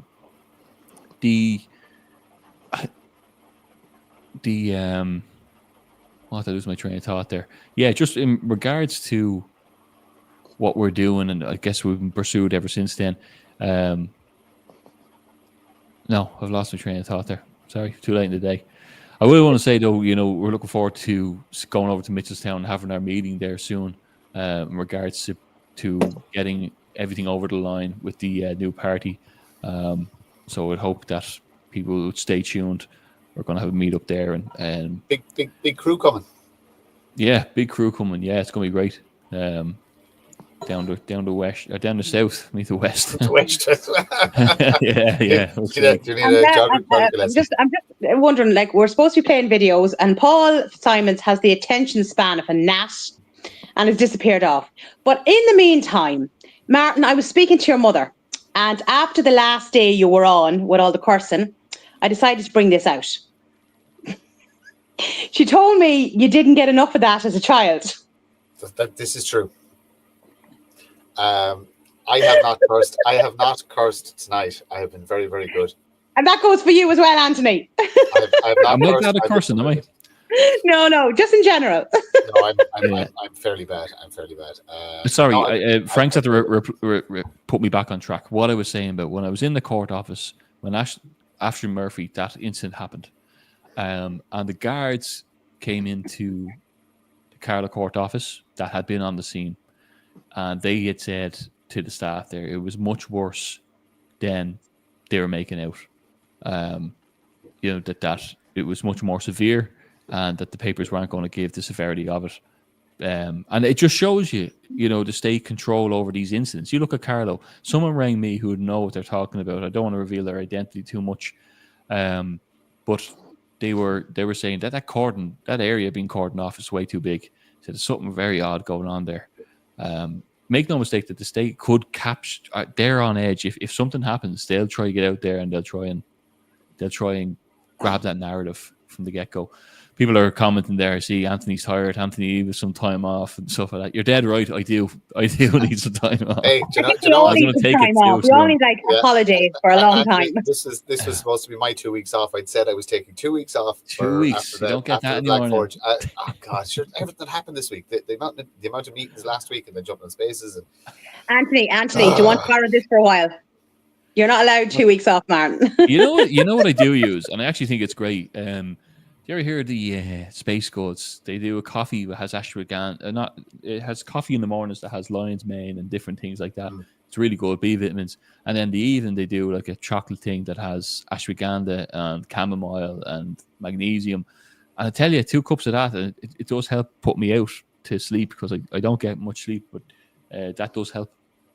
So big shout out to them. But anyway, look, I'm going to... Oh, hello, Paul. Nice to see you. I'm going to jump off now in a second. Okay, no problem. Gaslighting. Yeah, there's a lot Anthony, of gaslighting going on. it's been emotional as always. Yeah. What day are we? I'm going to see. Who am I going to see on Wednesday? I'll see Martin. I think Martin, am I going with you in the car? I'll pick you up. Are you staying? Yeah, probably will. Yeah. Right. Good stuff. I'm going to pick up a tent. Are you coming with us then, Anthony? I'll be going from the Midlands area. All right. Okay. What's that? So it's meet at the GPO. Head to Leinster House, is it? Yeah. Is that the plan? Yeah. And then A lot we'll of stuff catch up in Mitchelstown. Then for people who have. haven't made it there, we'll catch our gang in Mitchelstown as well. Yeah, that'll be good. Yeah. I have the stove to bring. I think. Well, I will actually. You know what? Everybody sausages. Yeah. Well, not me. I get the lettuce. I'll bring a vegan one. I have usually blank the screen when I'm taking a swig. I got caught rotten there. So look. Hey, no. Anthony! Oh, no. You put up a list on the group earlier on, and what did I say to you on the group? Buy Orla Bulmers. Yeah. Did you? I didn't drink today. That's not fair. Apologies. Yeah. I didn't either. I haven't drank in ages. I don't start my own podcast when I have a few jars. You do, Mark. It's the difference. Yeah. I'm more fluid with a few jars of me. What can I say? Yeah. All right. Cheers, lads. Right. See you later, Anthony. Cheers, Is it this top right corner end stream? Is it? I'll just click that. No. No, don't knock us off like you normally do. Fucking messer. Yeah. I'm going to read this here. Apartments in Finglas to give to Irish homeless, and I have an iPad centre occupied full of Irish homeless. Should I not respect and credit for everything I've done? Hundreds of protests I've been. See, it's all about you again, Collie, so I won't be putting you back up again. So, okay. If you didn't make it so much about yourself, people would probably listen to you, but yeah. I'm just seeing what Dee put in there. How does one man control all the protests? Yeah, it's crazy, Dee. It is crazy. See you all there. Yeah. I have said on the last few shows I have a solution for that. There should be normal people up speaking. Mm-hmm. People who have real issues and real problems, and their voices should be heard, and that solves that issue. Yeah. Well, I think a vote on the day would be brilliant. But I will say one thing. That'd be brilliant. Yeah, and I will say one thing, right? I wasn't paying much attention to what was going on the last couple of days because I just said I've had enough of it all. And there was one comment I thought stood out, and I thought he was brilliant, was Mick the Git. And he just turned around and he said, "Yous are all acting like children." Mm-hmm. And I just thought, 100%, it's absolutely ridiculous carry on. It's no wonder Fianna Fáil and Fine Gael and Sinn Féin are just doing whatever they want because we're too busy distracted. Do you know what I mean? So it's just, I just thought his comment was brilliant. I thought fair play to him. Yeah. Mick is good. Mick is one of the, there's neutral players straight out. Yeah. That are 100%. They're just 100% bang on good people, good humans, and that's it. Well, look, it's as simple as this. End of story after this. If you cannot talk to somebody face to face, then don't bother putting it up online. It's as simple as that. End of story. Paul, can we go on and do the videos, please? I have the wooden spoon. Yeah. I'm the boss. Okay. No problem. Martin, stop smiling. One for Morsi. Yeah, we go with I'll bring this on Wednesday. We go with Spain one, will we? I have so many things to say, Orla, but I'm going to behave. No, do not. Yeah, do. Please. I'll let you stir the pot. That's a clean one. Yes. As long as it's all vegetables. Yeah, I'm going to play this Morsi one, right? A few fucking vegetables knocking around, all right.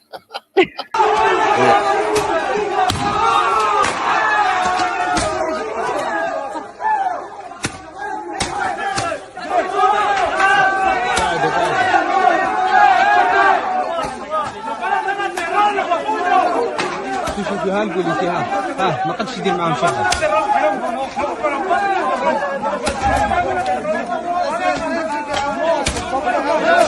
هذا هو خيرهم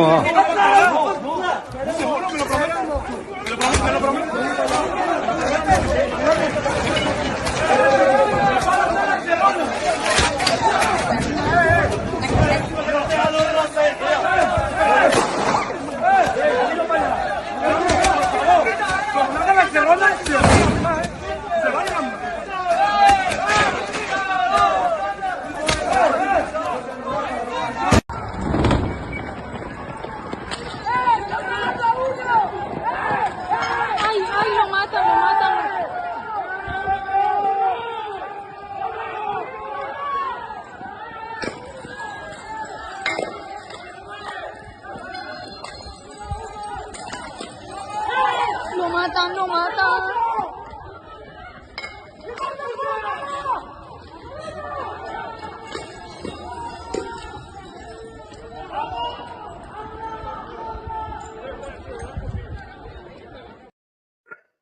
Wow. Sorry, Paul, there's another one there from Spain. Just to put that up. There's 2 areas in Spain. And there was another incident. Now, I couldn't get, it just showed the man himself, so I couldn't get the video wasn't great. But it started off because an elderly man was out walking his dog and he was attacked and beaten. And this is what kicked off. Pacheco. Is that Pacheco? Yes. I think, and I sent that one on to you as well.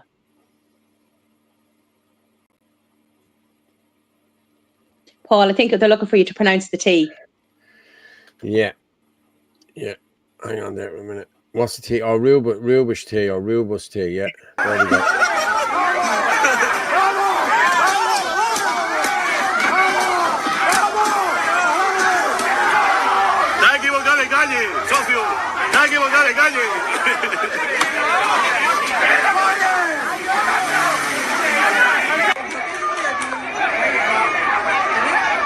Dios. Oy.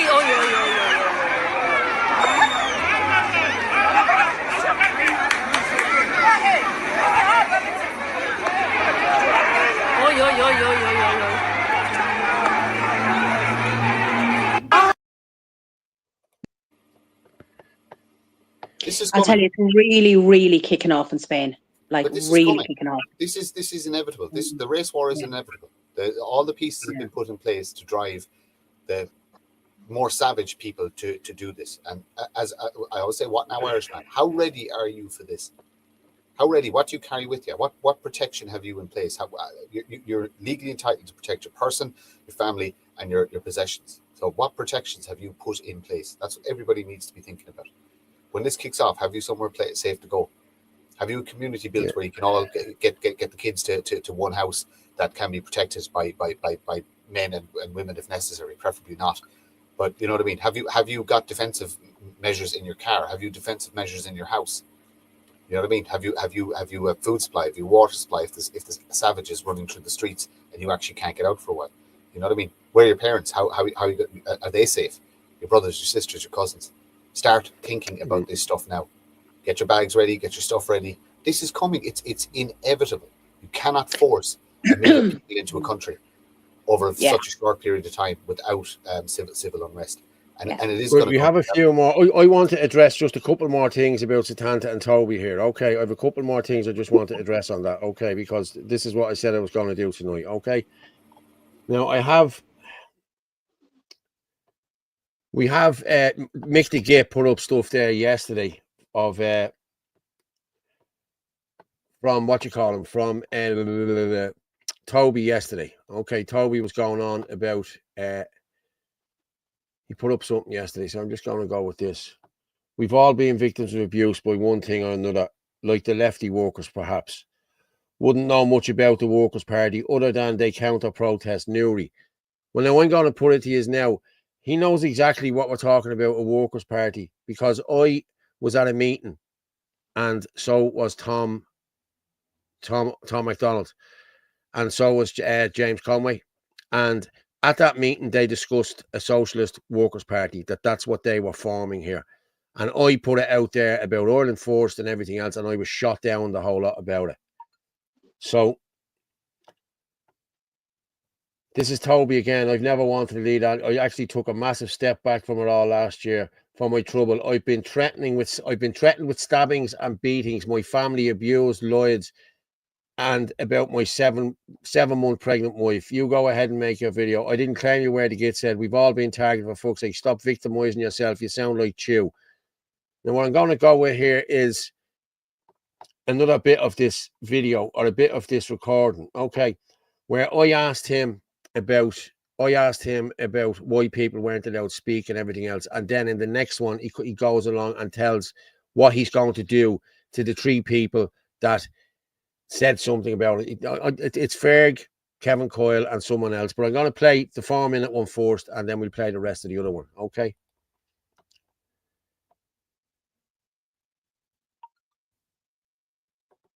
Can you hear that? Oh, okay, just bear with me there. Okay, hang on. I know what happened there. I never shared it, that's why. Share the screen.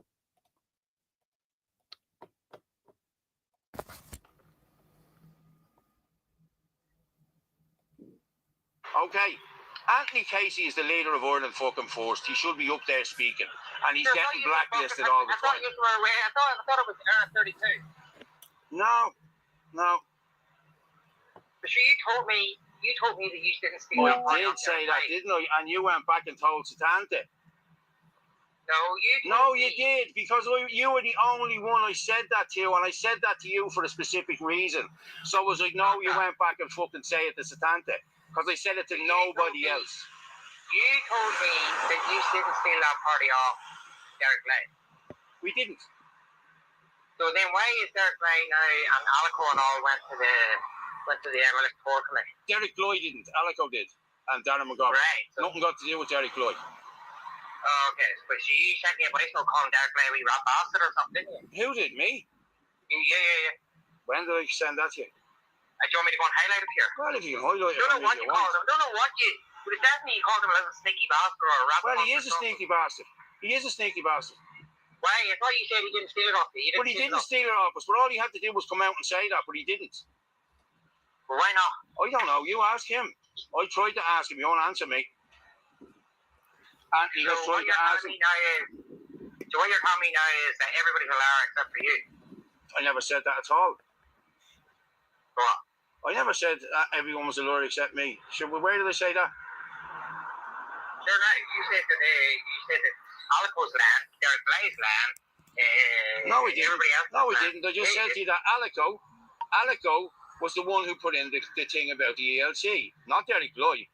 Alico and Darren McGovern put that in. Derek Lloyd. You're telling me that I listened to that voice note there. You said that Derek Lay set it all up from the start to make you steal. Is what you said to me. I said it was set up from the start to make us fail. I didn't say Derek Lloyd. Yeah, you did. You called in. You said Derek Lay was a sneaky cunt. I said Derek Lloyd was a sneaky cunt, all right, but I never said Derek Lloyd set it up. So why is Derek a sneaky cunt then? Because he won't come out and just tell what happened. He knows exactly what fucking happened. We did not go in there and steal any party. It's not getting taken off us. Where is it getting taken off us? Where are you hearing your information? I'm not. I'm going by what. I'm going by you for starting up R32. I didn't start up R32. Tom did. You told me you're joining it. Yeah, I know I did. And you went back and told Satanta. That's why I told you that. Yeah. You want to be up early in the morning with me, Toby. I'm fucking telling you now. You're the only one that I said that to. And now I know you're going back telling stories and talking to other people. So don't try and say you're fucking. Yeah, you're talking to who? Yeah, Satanta. And who else? I don't really care who else, to be honest with you. It was Satanta it was meant for. No, you're saying I'm telling stories to people there. Loads of different people. No, listen, I tell you.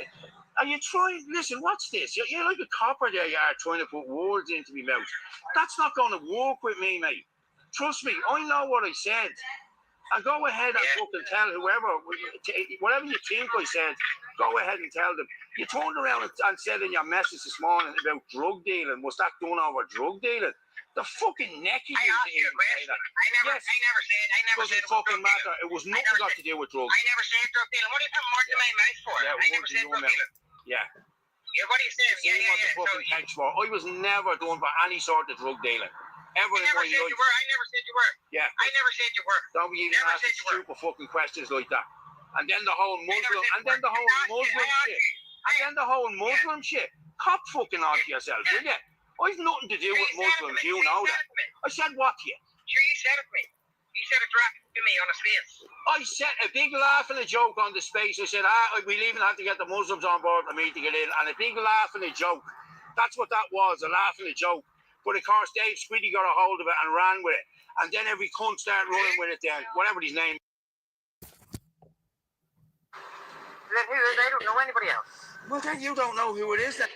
Yeah, okay. And then to end it all off then, he told me that he was threatened by 3 people in the movement and he was going to get the 3 of them. So I'm going to let the people hear this, exactly what he said, because he told me he wanted them to know. So let the people find out now exactly what he said. Satanta is going around telling lies about Shannon Adina and about fucking Anthony and about this, that and the other. That's lies. I know it's lies. I'm part of the fucking group. I'm part of what goes on there. You know what I mean? I know it's lies, Tony.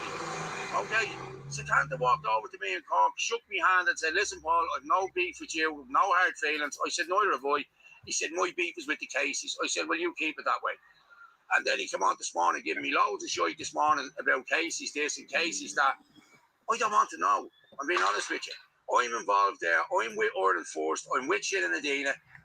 The people in Dundalk did reach out to us. There's two groups in Dundalk. They did reach out to us to come up and help them with protests and everything else because Satanta wasn't going. Listen, Satanta, if you didn't go under the nationalist banner, you weren't getting their backing. That's what we were told. And I've seen it. Because we called the Limerick Says No 2 weeks ago, and they wouldn't fucking even put it out on their spaces. So, you know what I mean?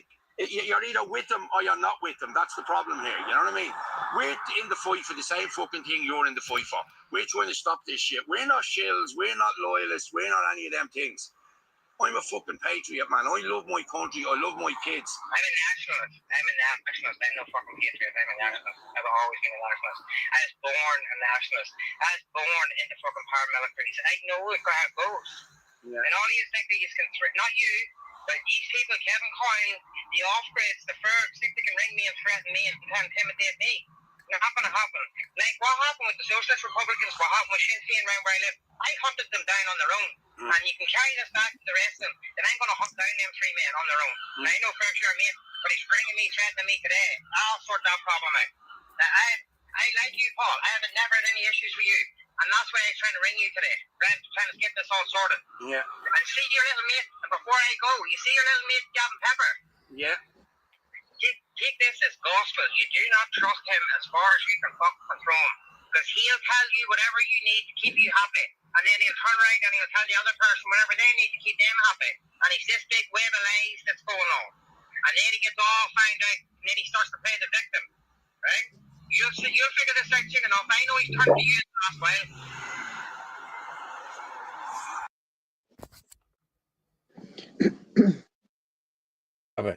There you have it there now, people. Okay, there you have it. You know? So he'll be hunting us all down. But this is the same fella that was playing the victim there with Mick the Gay. Oh, they come up and they threatened me and they did this and they did that. But let me just... Then we had... I'm just going to share this one here. This is the Satanta sham again. I'll just share this. This is more shit that he sent me on the same day. Okay? I'm just sick of it. I'm sick of the bullshit. But this is all to do with Maliki. This was all Maliki put these up to this. You know what I mean? Hold on there now. Let me just see here. I'm here. Let me go back one. No, that's Maliki and his bodyguard, the one who started all this shit. So he said to me, "How's Graham de Penrose, Paul?" And I said, "I don't know." I said, "He's one of Derek's friends. He's friends with Ciara Connolly. She knows Graham." Oh, and by the way, we all heard the story about the time your dad turned Garda informer. Isn't that why your house was shot up? Your brother is a heroin crack dealer, for fuck's sake. And will Shin and Adina get him off the streets? State operation to link us all with loyalists. Sinn Féin. Yeah. There'll be no unity with you and your mates. How was Graham de Penrose? That was the one he sent there a minute ago. You know, so here he is here, and I walk the Falls Road with my head held high, and I can stop any man in the street, all in my community, and Newry and Dundalk, but you'll find out soon, because he didn't want us going to Dundalk. You stick to doxing nationalists, organisation and preventing unity, like Reclaim Ireland, Irish Freedom Party, now Ireland Force, rinse, repeat, and move on. Speaking of doxing, this same guy doxed an Irish nationalist last night, tried to dox an Irish nationalist last night, the Irish Patriot. So these are the people who are doing the doxing. These are the people who are causing the divide in all of these groups. Every group these people go into, especially him, causes divide. He put me out of out of the Irish Patriots group 3 weeks ago. He said I couldn't be trusted, that I was a scumbag and I was a shill and I was a this and I was a that. Now we have probably, many of you got here watching this now at this moment in time. We've 1,800 people here watching this now. Everybody in here knows what I've done and what I continue to do for this movement. I'm not a shill. I'm none of these things. But the people in them pictures and the people who are doing all of this shit, these are the ones you want to watch out for, lads. These people are not good people. They are not for nationalism. I'm for nationalism. You're for nationalism. Anthony Casey's for nationalism. Everyone is for nationalism here, except these people. They just want to cause the void. So I'm going to leave it at that now about this. But this is the way, this is how they roll. You know what I mean? Be careful who you lie about, Paul. It has a habit of catching up on you. Clondalkin. Now, we said my brother was dealing drugs, how I was dealing drugs in Clondalkin. And I says to him, I thought you were smarter than that. You and your little squeaky mate. I've already proved that. Go on back to Belfast and help them up there. Oh, sorry, you can't. You were ran out of there for dealing drugs. I heard he was dealing drugs up there. I'm sure you've heard it yourself. We've all heard these different rumours and different stories. Paul, I've never dealt drugs in my life, Paul. I smoke a bit of herb like yourself. And just for pig iron, I don't smoke herb anymore. I stopped it as soon as I start running in the election. So up your hole. Okay, so yeah, I'm gonna leave that there on that. But I'm glad you all heard this guy. This is the guy here that's, he's the victim. Toby's the victim here, and this fella is backing him up. And this fella is the one that's pushing everyone to the void. So I hope everyone has seen this, and I hope everyone that Squiddy's doing what? What's that? I just want to address the drugs issue again, Paul, because I like I said it at the start of the show, and I'm gonna repeat it. I think there is a massive drug influence in certain circles of nationalism. And like I said, look, I'm not an advocate of drugs. I just am. It's just something it's never been in my life, bar teenage days and stuff like that. And I don't think it's good for society. Like I said, if it grows in the ground, you were meant to have it. No issue with that. I would be looking for a society where nobody can make money off it. If you want to smoke a bit of weed, you grow it in the back garden yourself, you smoke your own. That's where I would see that going. I don't like anybody making money off this stuff.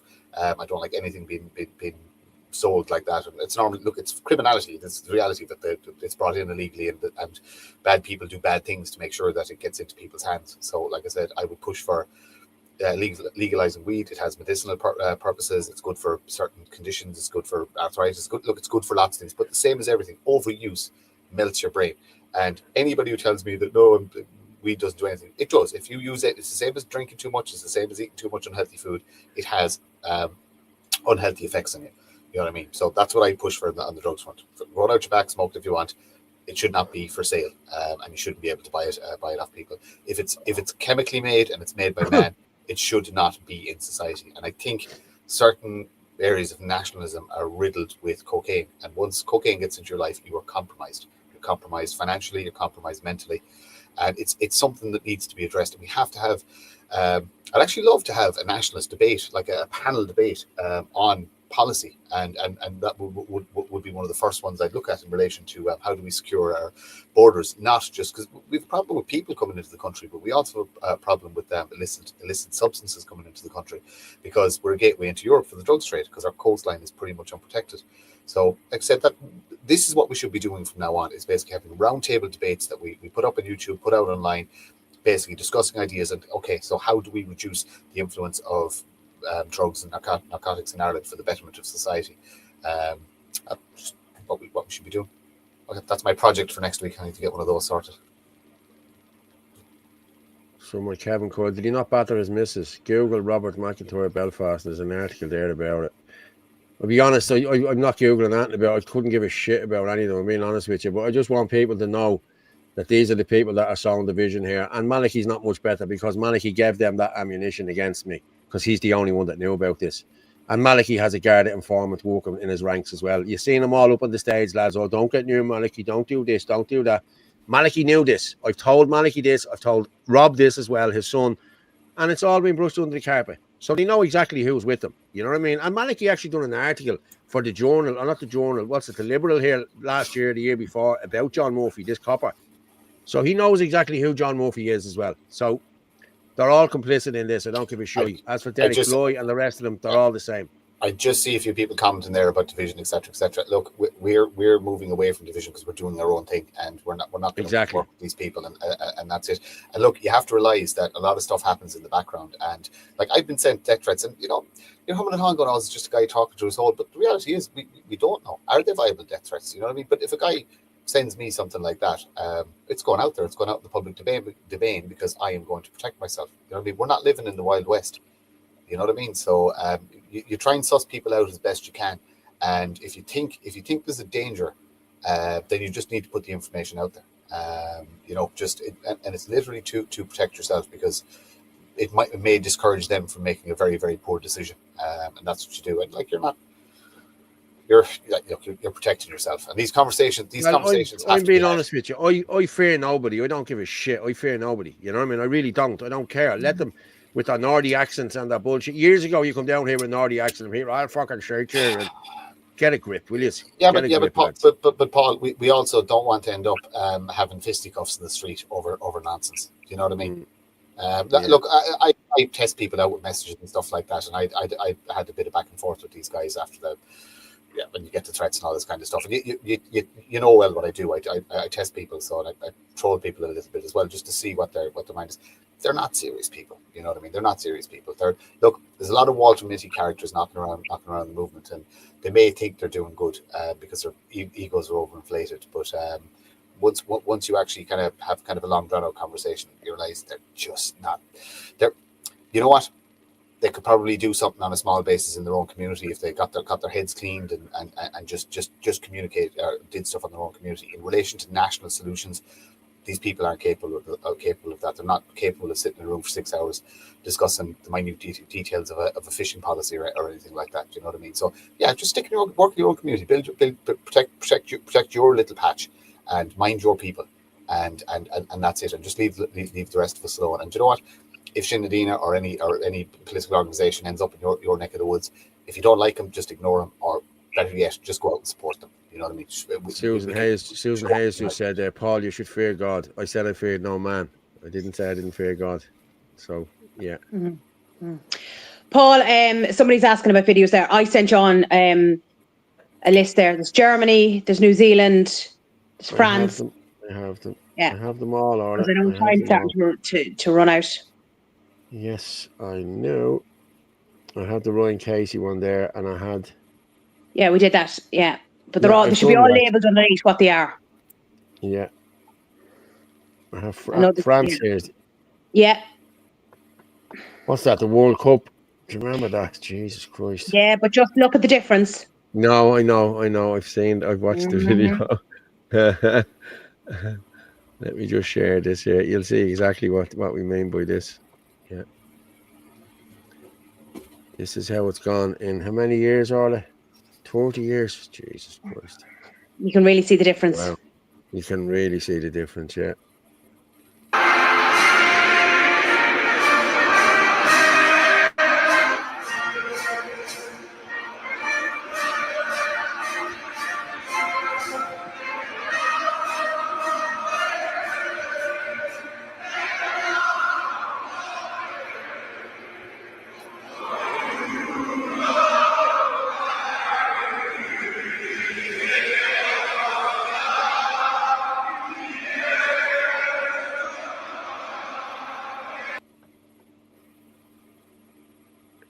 I don't think there was one white man there, was there? I don't think there was. I think there was maybe one. You know, just shows how things have changed. There was one, yeah, but I think he was. Yeah. He could have been something else, yeah. Yeah. And then there's one in Germany, there's one in New Zealand, and I think there's another one. Yeah. Just good to see what's going on there. We're not on our own with what's happening here. Like it's happening all over Europe. Because this won't be shown on RT or Virgin Media. Yeah, I'm going to play New Zealand there now. And watch this.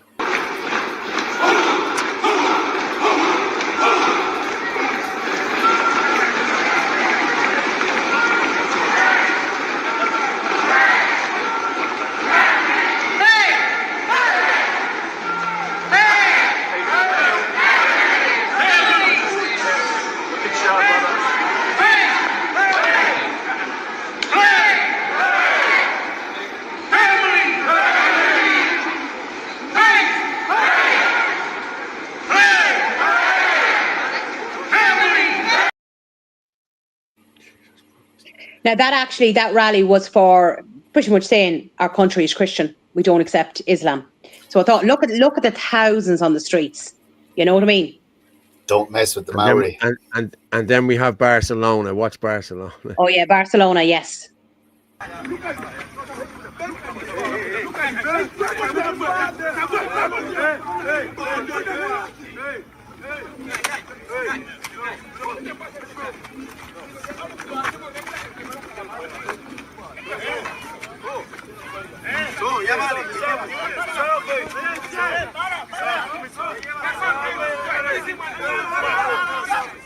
I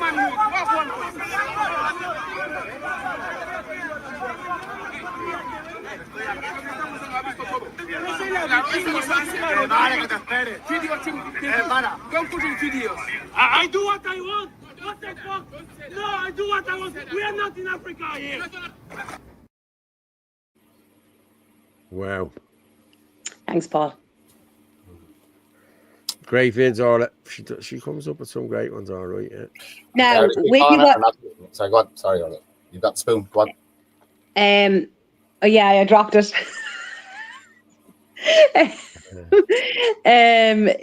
Play the Germany one because that's very good. It's a white woman, a German woman, I'm assuming, out in shorts, and look what happened. Sorry, Martin, what were you going to say there? Yeah, and Gareth O'Connor are not going to be able to deal with this when it comes. No. So it's harping on about the point of make sure you have your community built. Make sure you've got your community built. Make sure you've got the backup plans. I know I keep saying the same things over and over again, but people really need to. Somebody actually in the chat also said, why don't we go out and start, meet the public and stuff like that? So Shin Nadina is actually going to be doing pop-ups in towns around the country very, very, very, very soon. We're going to go to every single town in the country. There may or may not be a bus. And we're going to do that pop-up in the town square and say this is Shin Nadina, this is what we do, this is how you build it in your community. Give people all the information and just converse and just to show because we've had a lot of negative media, it's just to show people that we're not anything the media says. We're just the same as you are. We're just taking steps to protect our old communities, and that's it. And then we'll just move on to the next town, and hopefully that town will organically grow its own organisation, Shin Nadina. Yeah, I'm just going to this one that you're talking about there, Orla. It's Germany. Michael McCarthy. Yes, Yeah. I love Michael. He's brilliant. Follow him next. Yeah, he's good. I don't love him, but I like him. Yeah, he's all right. It's a bit weird if you say you love him. Yeah, I know everyone. I really like and respect his content, and he seems to be a very, very good human being. There's a good. That's very good. That's very good, Martin. Yeah. Here we go. Okay, so we have a clip in Germany. This is getting millions of views. And yeah, it's interesting. So a group of Muslim women berates a German woman for wearing short clothes in the summer. And an argument breaks out. Yeah, look at her showing her legs in shorts. Then a tribal Islamist man shows up and attacks the German woman. Spoiler alert. Spoiler alert. Jeez. Okay. It's narrated, yeah. So here we have the new Germans. Oh, what's this? A doctor or an engineer shows up. I don't know. How pleasant. What a...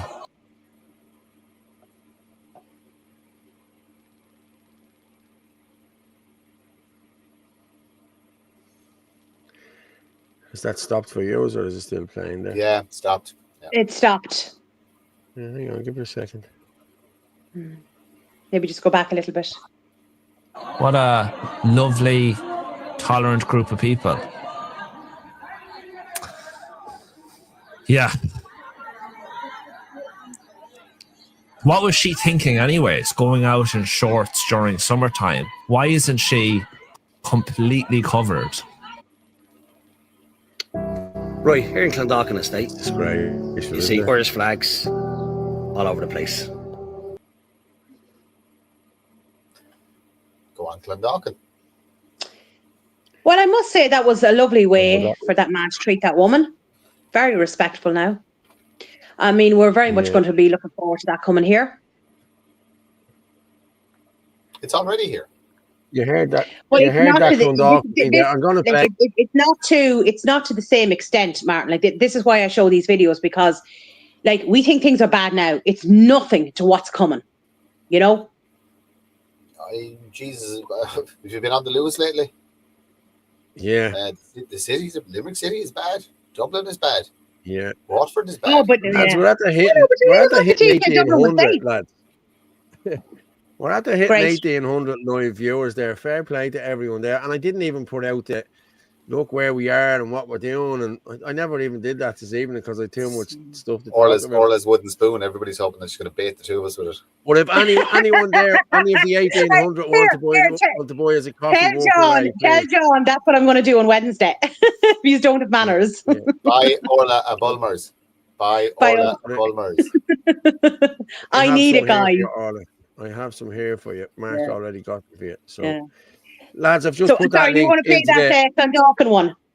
Yeah, hang on for a sec. I've just put the link into the thing there to buy us a coffee. If anyone wants it, there's 1,800 there. If a couple did, it'd be grand. We could get this all sorted. But yeah, this is brilliant. This one. This is Clondalkin, where all of the flags are. So I'm gonna show this as well. Sarah Herty, M&M. Don't talk to Orla about the Lewis. Not sure she's forgiven us. Remember that? Yeah, remember that time. Yeah. All about views. Views is not saving us. Sarah, I get that. I remember nearly passing out in the view. I think what concert was on that day? It was actually like being in Tokyo, as in we were absolutely wedged. I think Sarah was actually. It's all right. I'll put it to now, Paul. Oh God, that was. I'm just going to share I don't this. like public transport. Did Ferg put this out earlier? I don't know whether he did or not, but just let me share the screen. Good man, Ferg. Fair play to you. Yeah, I'm going to play this here now. This is Clondalkin, people. Oh, no sound. Hang on. Ireland flags. Ole, ole, ole. Irish flags have been erected all over the place. And it's great to see. Because guess what? This is Ireland. And we are proud to be Irish. And why shouldn't we? A fair play for the people who put the flags up, because we need to stand together now. It's getting ridiculous. Because in Ireland at the moment, it's gone to the dogs. We're absolutely all sick of it. The way Irish people are being treated. Enough's enough. It's not racism. It's not. We've been accused of being racist now by saying this, but I don't give a fuck. At the end of the day, we're Irish and we need to be put first. And then when we're looked after, then we can look after whoever the fuck we want to look after. But shouldn't be treated, we said, we shouldn't be treated as second-rate citizens in our own country. It's as simple as that. But I don't care who wants to cancel the holy fella, because that's what it's all about. Brilliant to see. Irish flags all over the place, because we are Irish. That's what we are proud to be. As I said, it's wonderful to see. Now, I believe the council are going around taking these flags down. But they can do that all they want, because they're going straight back up. As I say, enough's enough. Things are coming to a boiling point now. And the Irish people, everyone's starting to wake up. And the next thing we want is a new government. A government that can take this country forward and start putting the Irish first. Here we go. It's great to see. Look, here we go. They should be up everywhere. And they will be up everywhere. Your boy said, woo! Come on, the Irish.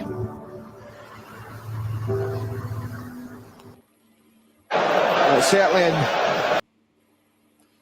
Just see John is jumping off there. John, good night, and we'll see you on Wednesday.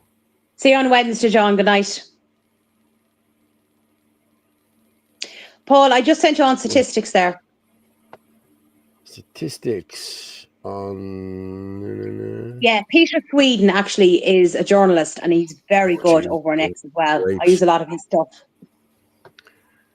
Yeah, the rapes. 71227 reports rapes in England and Wales. That's 71,000 reported rapes in England and Wales. That's 117 rapes per 100,000 people. Jesus. Oh my God. That's in Britain. In Sweden, it's 10,167 reported rapes. That's 96 rapes per 100,000 people. Poland, around 550 reported rapes. That's 1.5 rapes per 100,000. Why the big difference, do you think? Immigration. I wonder why. Yes, immigration. That's exactly what it is. Poland doesn't let them in. End of story. And if you do come in, you're under strict rules and everything else. Did we actually the other night? Did we show the video I sent on in relation to? I just can't remember now. In relation to what looked like the German police dropping them off along the Polish border. Did we play that? Did you send that to me? I did. I just can't remember now. Okay, just let me look there. It's there. It's I'll there. I'll send it over to you. Hold on, a bit quicker. Oh, we have it. Okay. I don't know. I'll tell you now. If it's there, it's there. No, it is there. I just can't remember if we played it the other night. I know we sent it over.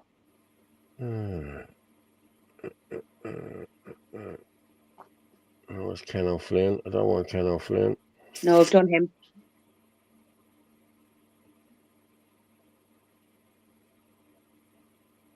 Probably put it under German police or something like that. No, I'm not finding it. Hold on, let me go in and check. Okay, well, while you're checking that, then I want to just put this up.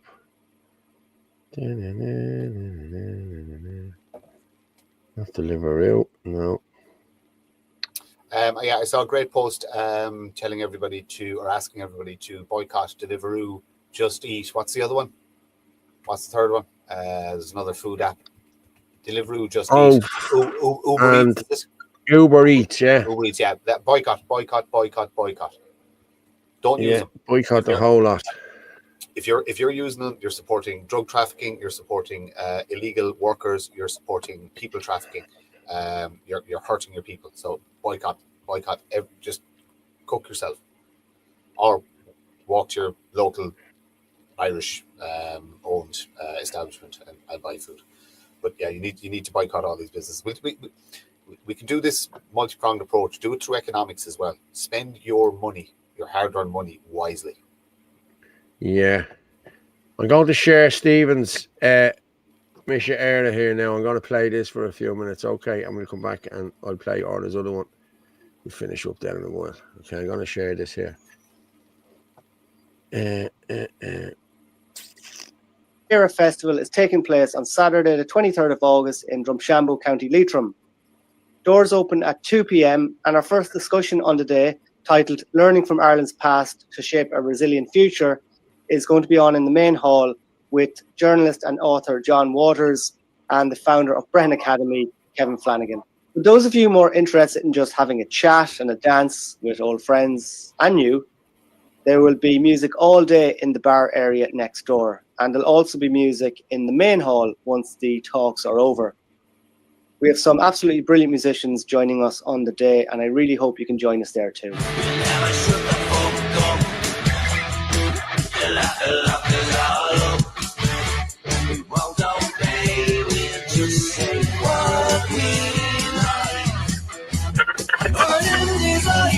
We will survive this. We see starvation, plantation, and war. Our people are resilient. We see so many struggles before. You belong to our children. The struggle is for them. So let's banish all the demons and free ourselves again.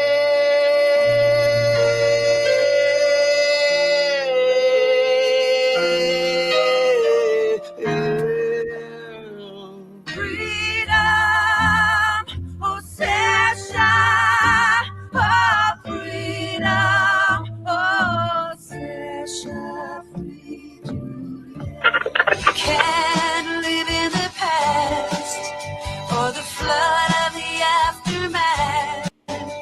Just remember that you can run out of love. Killing a future and it isn't even here. Create me, I said, don't break me. Teach me, don't corrupt me, just teach me.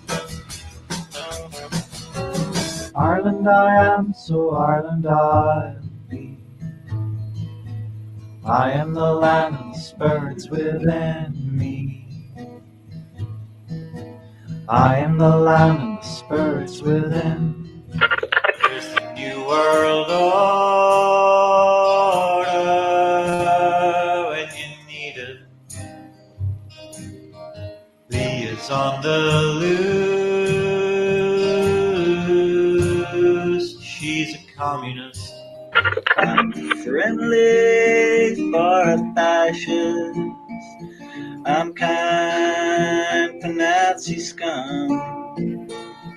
I'm friendly for a fascist. And a whore for the old freedom.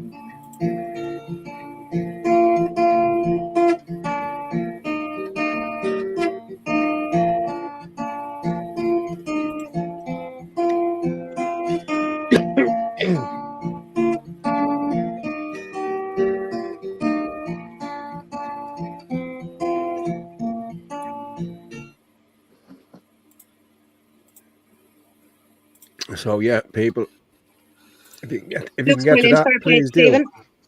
Yeah. Yeah. Right, I need to make a plan, so I have to get to Leitrim. I have to stay overnight, do car camping, and then get to Dublin for Aaron's thing. By what time is Aaron's thing kicking off the next day?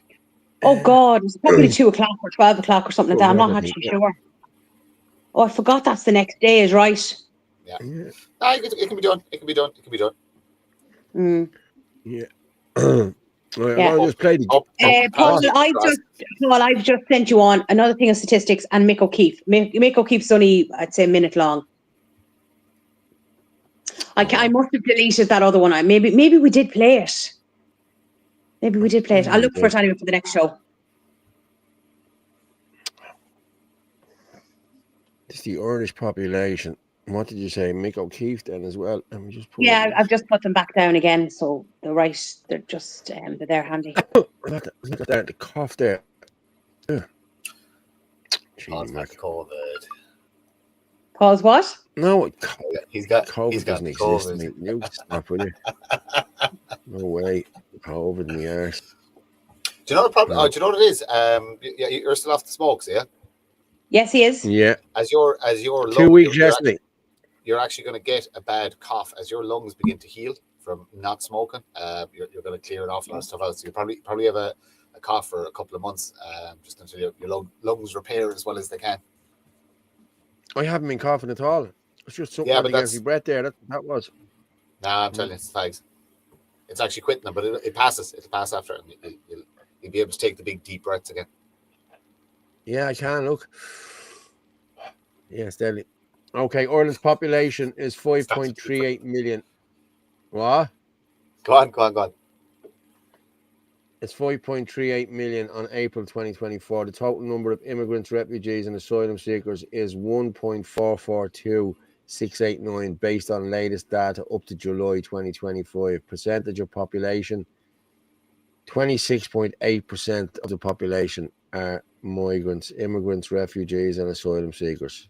Jesus. Now, so you couple that with their increasing birth rates and our declining birth rates. I would say projected figures, they were kind of saying, 2050, and then they resigned it down to about 2030. I reckon we're probably in trouble now. But I would say so what have we got? When did the mass immigration start? You're talking about second generation voters. Politically we're in trouble before the next round of elections. We're actually in trouble numbers wise to actually get council seats and get TD seats. Gosh, yeah. But they're bringing in 40-odd thousand a year. 4 years, that's another 120,000. There's no way anyone is getting in, lads. No way. You thought it was bad the last time? No. There's a plan for that as well. Not going to happen. Well, this will show you now. Show Mick O'Keefe's video. Wait till you see this. Yeah, hang on. They're all neighbours. They are neighbours after all. Yeah, Maura Fahy. Ticket got. Oh, John Malloy, is that for the thing? Yeah, we need to sort that now for tickets. Couple have dropped under the tongue. Yeah, you up, lads. And I just want to say as well for Horley there, fair play to him in Clondalkin. If you're following anyone on TikTok, follow King Horley. He's very good. Him and Richie do some great field reviews. I used to slag them all off, but he's a good guy. Fair play to him, like, you know what I mean? And he's highlighting a lot of stuff as well. So I did call them out a while ago saying, where are they? Why aren't they helping? Why aren't they doing this? And I've seen them at the protest now, and I've seen them putting up videos. So big up there for Horley. Fair play to you, mate. I'm just going to share this screen here now. This is the Jesus, I'm sick looking at this. I've seen this before, but it's horrendous. Is this the one you're talking about? The different? Yes. Yeah, this is an Ethiopian place.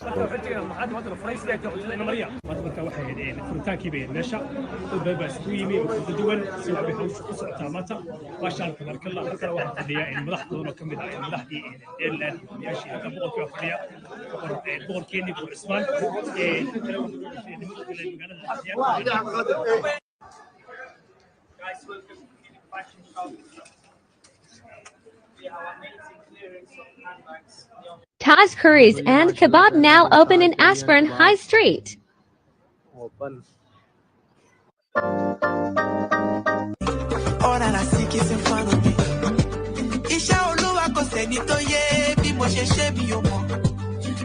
When Customs decides to release your orders,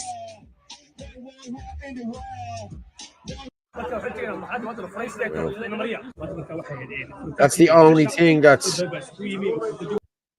That's it, Paul. But see, what it's highlighting is just the amount of foreign businesses coming in. But all the Irish ones are closing down, Orla. That's the problem Exactly. here. I know. So the foreign businesses are getting 60,000 over 3 years. You know? Yeah. Spend your money there. Leitrim is the heart of Leitrim, Ireland. I went to school, secondary school in Leitrim. I went to Carrigallen. That's where I went to school. Because where I lived in Cavan, we actually, when I was 13, we moved house. And the secondary school was actually only 4 miles away from where I was living in Cavan. So, yeah, went to secondary school there in Leitrim. So I haven't been back in years and years. I heard someone saying there has been 675,000 migrants since 2022. In 3 years, lads. Jesus. That is, I'm sorry if I keep saying Jesus. I really am sorry. Yeah, it's yeah. I'm shocking. in Ashbourne. The rents on that unit are massive and it's huge. Yeah. Isn't it great? Irish children go hungry and without and took away from mothers because they are poor. Yeah, it's true. Yeah. Chapters of the Quran read today at National Day of Commemoration in Kilmainham. They really want to demoralize and destroy us. Yes. Jews worshipped him. Yeah. Genghis Khan. Okay. Angela, Martin, I know you're busy, but you told me to push you. Did you get my email regarding local count voting system? I know that you... I know that you sent me an email. I haven't had a chance to read it yet. I have a meeting tomorrow evening. I should be able to get to it.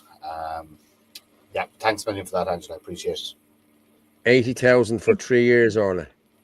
It's okay, Angela. I'll get the wooden spoon at him. I'm just going to play the game. I'm just going to say I'm supposed to be on 2 weeks off. Never going to happen, Martin. And I haven't been able to stop the last 2 weeks. None of us can take time off, man. Yeah, well, no, you have to. You need. I'm just going to say everybody needs to stay. I might take next week off myself from the show, Orla. Will you be able to get one of the lads to come in and help you? And yeah, you know. Yeah, but no, absolutely. It's just, look, our mental health is important as well. And the last 5 years have been just non-stop, absolutely non-stop. And every single one of us have sacrificed. And every single one of us have stories to tell, and we get through it, we get on with it and stuff like that. But no, you were entitled to take a couple of weeks off, Paul. Yeah, 100%. You were entitled to take a couple of weeks off. We're all entitled to step away from this every now and then. Just for, to be honest with you, if we burn out, what use are we? It's only a night or two is all I want. That's all. Night or two. Right? Yeah, but I'll be honest with you, take the week or 2 weeks, because if you go a night or two, something's going to happen. You're going to have to respond to something. You're going to have to take a phone call. You're going to have to do a meeting. There's always a fire to be put out. There's always somebody to meet. There's always a conversation happening. It just never ends. Just say no for 2 weeks, which I failed at miserably. This 2 weeks, but anyway, it's worth the try. Yeah, I know. There's not time off. There is time off. Like I said, you're useless. If you burn out, you're useless. You're no good to anybody. Burnt out, crying on the couch, or drinking yourself into fucking an abyss. You have to take time off to recharge the batteries and then come back. And actually, time away from social media, time away from people, is also very, very good for you to form new thoughts and new ideas. It's the chaos. The chaos all around you sometimes stops you thinking and would say thinking in different directions. So it is. So everybody deserves a break. Everyone. Yeah. There we go. I'm just going to put this out again here. And right, we do need to be pushing this. We do. National Shutdown Day, 30th of July from 12 noon. We need to shut down airports, bus stations, and the ferry ports if we can. If we get the people out, please, people, reach out to us. Reach out to me. Reach out. Frank's just come in there. Sorry, I was going to bring it in a minute, Frank. Oh, hey, reach Frank. out to us, please. You have our numbers there. Anyone who's going to come and help us with it, there's the number there. You can contact me on that number, 089 203 1521. But we need this done right around the country. And I'm going to be honest, the people, as I said, the people who call protests aren't going to help us here. We're on our own here on this one, people. And I really would love to get this sorted because we need direct action. That's what we need. We don't need to be marched around the country or around Cork, Waterford, Limerick, or anywhere else. We need to be doing direct action. You can do it all in your own areas, people. The people of Cork can block everywhere in Cork. People of Dublin can do it in here. People of Limerick can do it. Donegal, they can all do their own bit in their own counties. You know what I mean? To shut down this place at 12 o'clock on the 30th of July. So please, if you can, contact us and we will sort this. Thank you very much.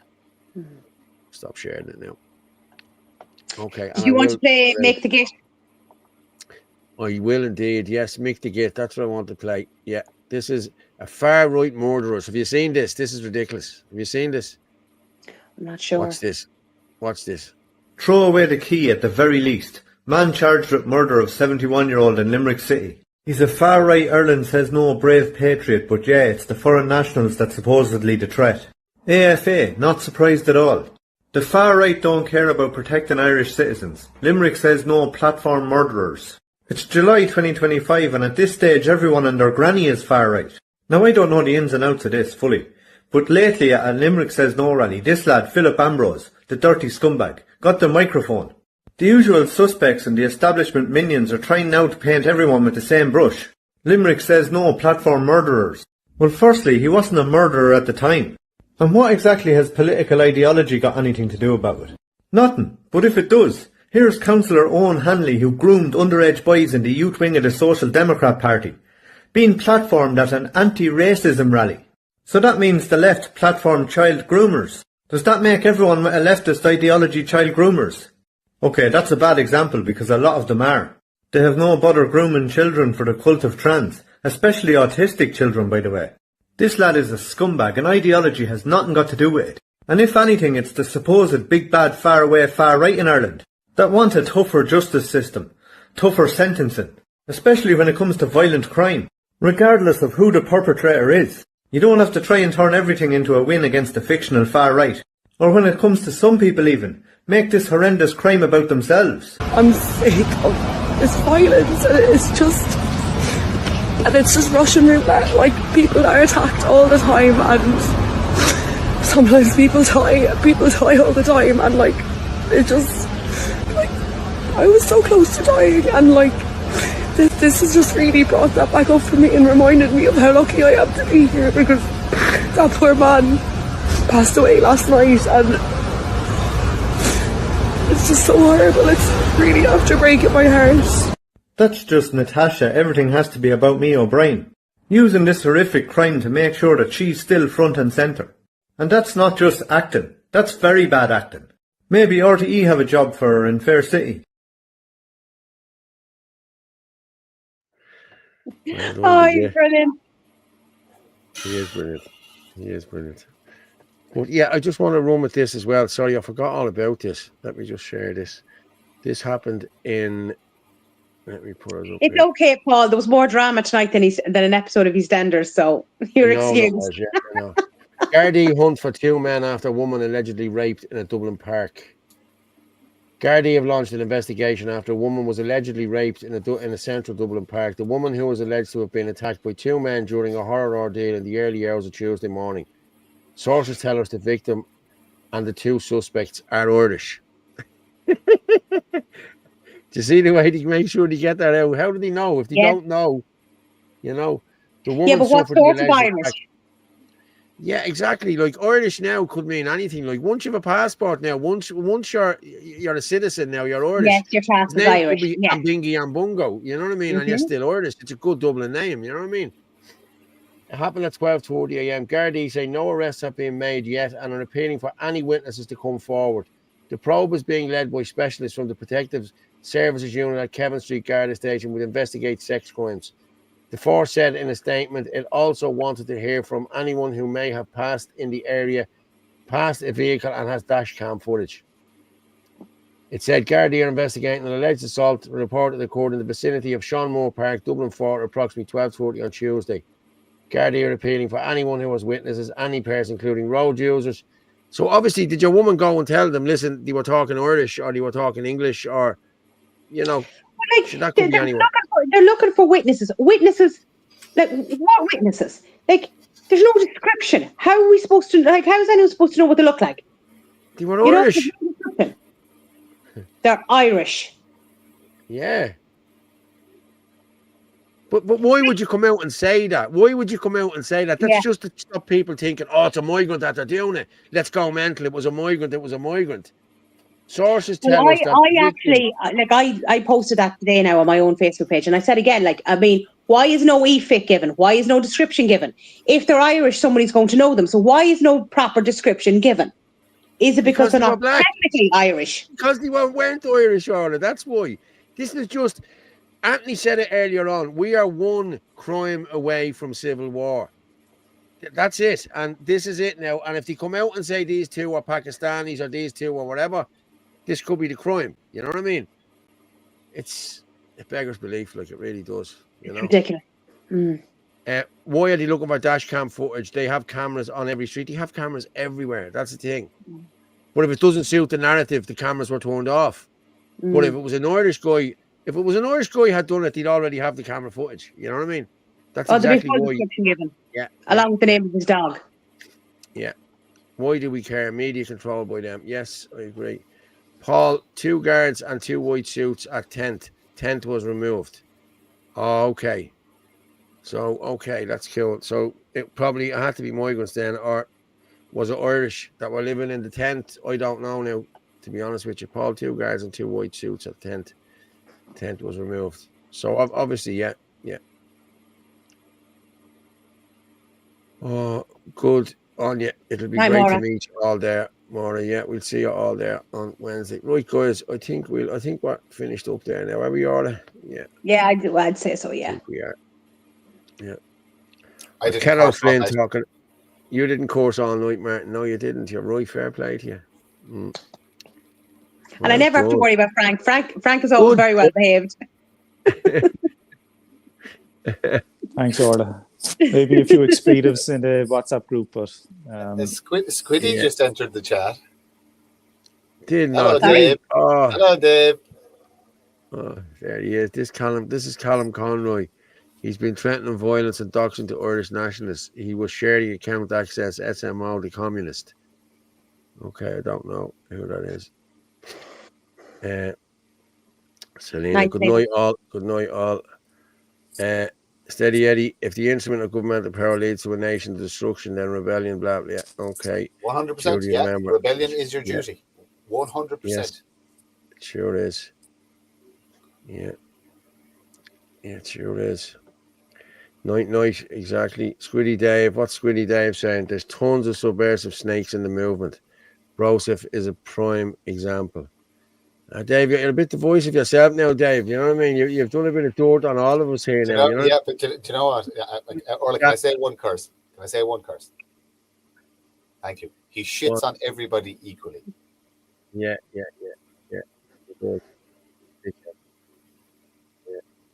Lads, what they hit 1900. That's brilliant. What have we hit? 1900. Boom. Oh, brilliant. Thanks, guys. Fair play to everyone. Thanks, all. How much time have you got left, Paul? We've 5 minutes. Given that I've nothing to do with Misha Era or anything like that, right? But I think it's a fantastic night that, again, just bringing it back up again, if anyone missed out on it. But I say the poem that Padraig Pearse wrote in 1912 called Misha Era. You go ahead for you. I can do it in English as well if you want it, but I could say it in Irish. I'll do my best. Come on, you walk away, mate. All right. Okay. Misha Era, Shine me na Caligvera, Morma Glor, Merol Kukalan Kroga, Morma Mór me náirech mo chlán bhéin a íle mairech. Mór me bhín behanmhethe me siach capig. Mór me frón dégur dram in a chuirastócas. Mi sére úgnig mé ná chalig vera. Good man, Frank. Well done. Love it. You put me on full screen, did you? Yeah, I did. Yeah, of course I did. Yeah, you had to. Yeah, I had to. Like I say, then, like, sure, look at people can look at that translation anyway if they want to Google it. Go on, do it in English as well if you want. We've another couple of minutes. Go ahead there. Yeah, the floor is yours, mate. I am Ireland. I am older than the old crown of Beara. Great my glory, I who bore Cullen the brave. Great my shame, my own children sold their mother. Great my pain, irreconcilable enemies harass me continually. Great my sorrow, the crowd in whom I placed my trust died. I am Ireland. I am lonelier than the old crown of Beara. Well done, Frank. Good man. And I'm telling you one thing, it resonates today more than ever. Than Yeah, 1912, 100 years later. Yeah, it does. Can you stick that in one of the groups, can you? In English and Irish? Just get it out there. Great show, Alan. Night all. Looking forward to Thursday, the 17th and 18th. Yeah, the Kulak says no. I think the court case is the 17th and 18th. So if anyone can get in and give them a dig out, please. Paul, you were saying about me in the voice message to Noel. What were you saying about me in the voice message to Noel? It was that you called out that you put the thing together for the Muslim thing. I thought, and he put it out there and he said this, that, and the other. So listen, fair play. That's what you do. But it's not nice when it's done about you. You know what I mean? But I personally think it's hilarious. I think it's very, very funny. Yeah. You shit all over everyone equally. You keep being you. I can take it. It's okay. It's very, very, very funny. I'm still going to punch you in the face if I ever meet you in person. But yeah, you won't. Thanks, Paul, Orla, Martin, and everyone. Look out for each other. Blessed be to all. Speed. Good night. Excellent work. Thanks, everyone, for coming on. Well said, Frank. Yeah, well done. Noel is a queer. When he talks like a squiggy queer, doesn't he? How you doing? Like, yeah, here we go. Chris Bourne. You can't blame me for that. I don't. Listen, hey, it is what it is. You know what I mean? Great show. Emotional as always. Thanks, Chris. Thanks, Chris. Thank you for this evening, Paul, Orla, Martin, and Frank, and Anthony as well. I wonder if there was water in the lungs. Maybe. Brilliant poem, Misha Erda. Thank you, Frank. Oh, well done. Well done, everyone. Let the lion roar. Make it roar. Good man, Chris. Okay. Martin, I'm going to drop you down and I'll talk to you in a few minutes. Thank you very much. I'm going to make a coffee. Thank you for joining us tonight. Thank you. Frank, thank you very much. Thanks, Paul. For Misha Era there, and lovely. We'll get you on again to do more poems. I like the old poems. Talk to you in a few minutes. See you in a minute, Frank. Oh, and I'm going to drop you down as well. It's been emotional as always. So I will talk to you in the green room in 2 minutes. Yes, no problem. Talk to you later. No problem. Thank you very much. Good night. I'll make myself bigger here. Yes, thank you everyone who tuned in tonight. And I think we've got a lot of stuff off our chest tonight, and we got a lot of stuff out that needed to be put out again about other people and everything else. So, yeah, queers. Speaking of queers, Al Kadri is a queer. Yes, they all are. Thanks everyone. Thanks, Maura. Fair play to everyone. But as I say every night when I'm finishing up, the truth is like a lion. You don't have to defend it. You just let it loose, and it will defend itself. Good night and God bless.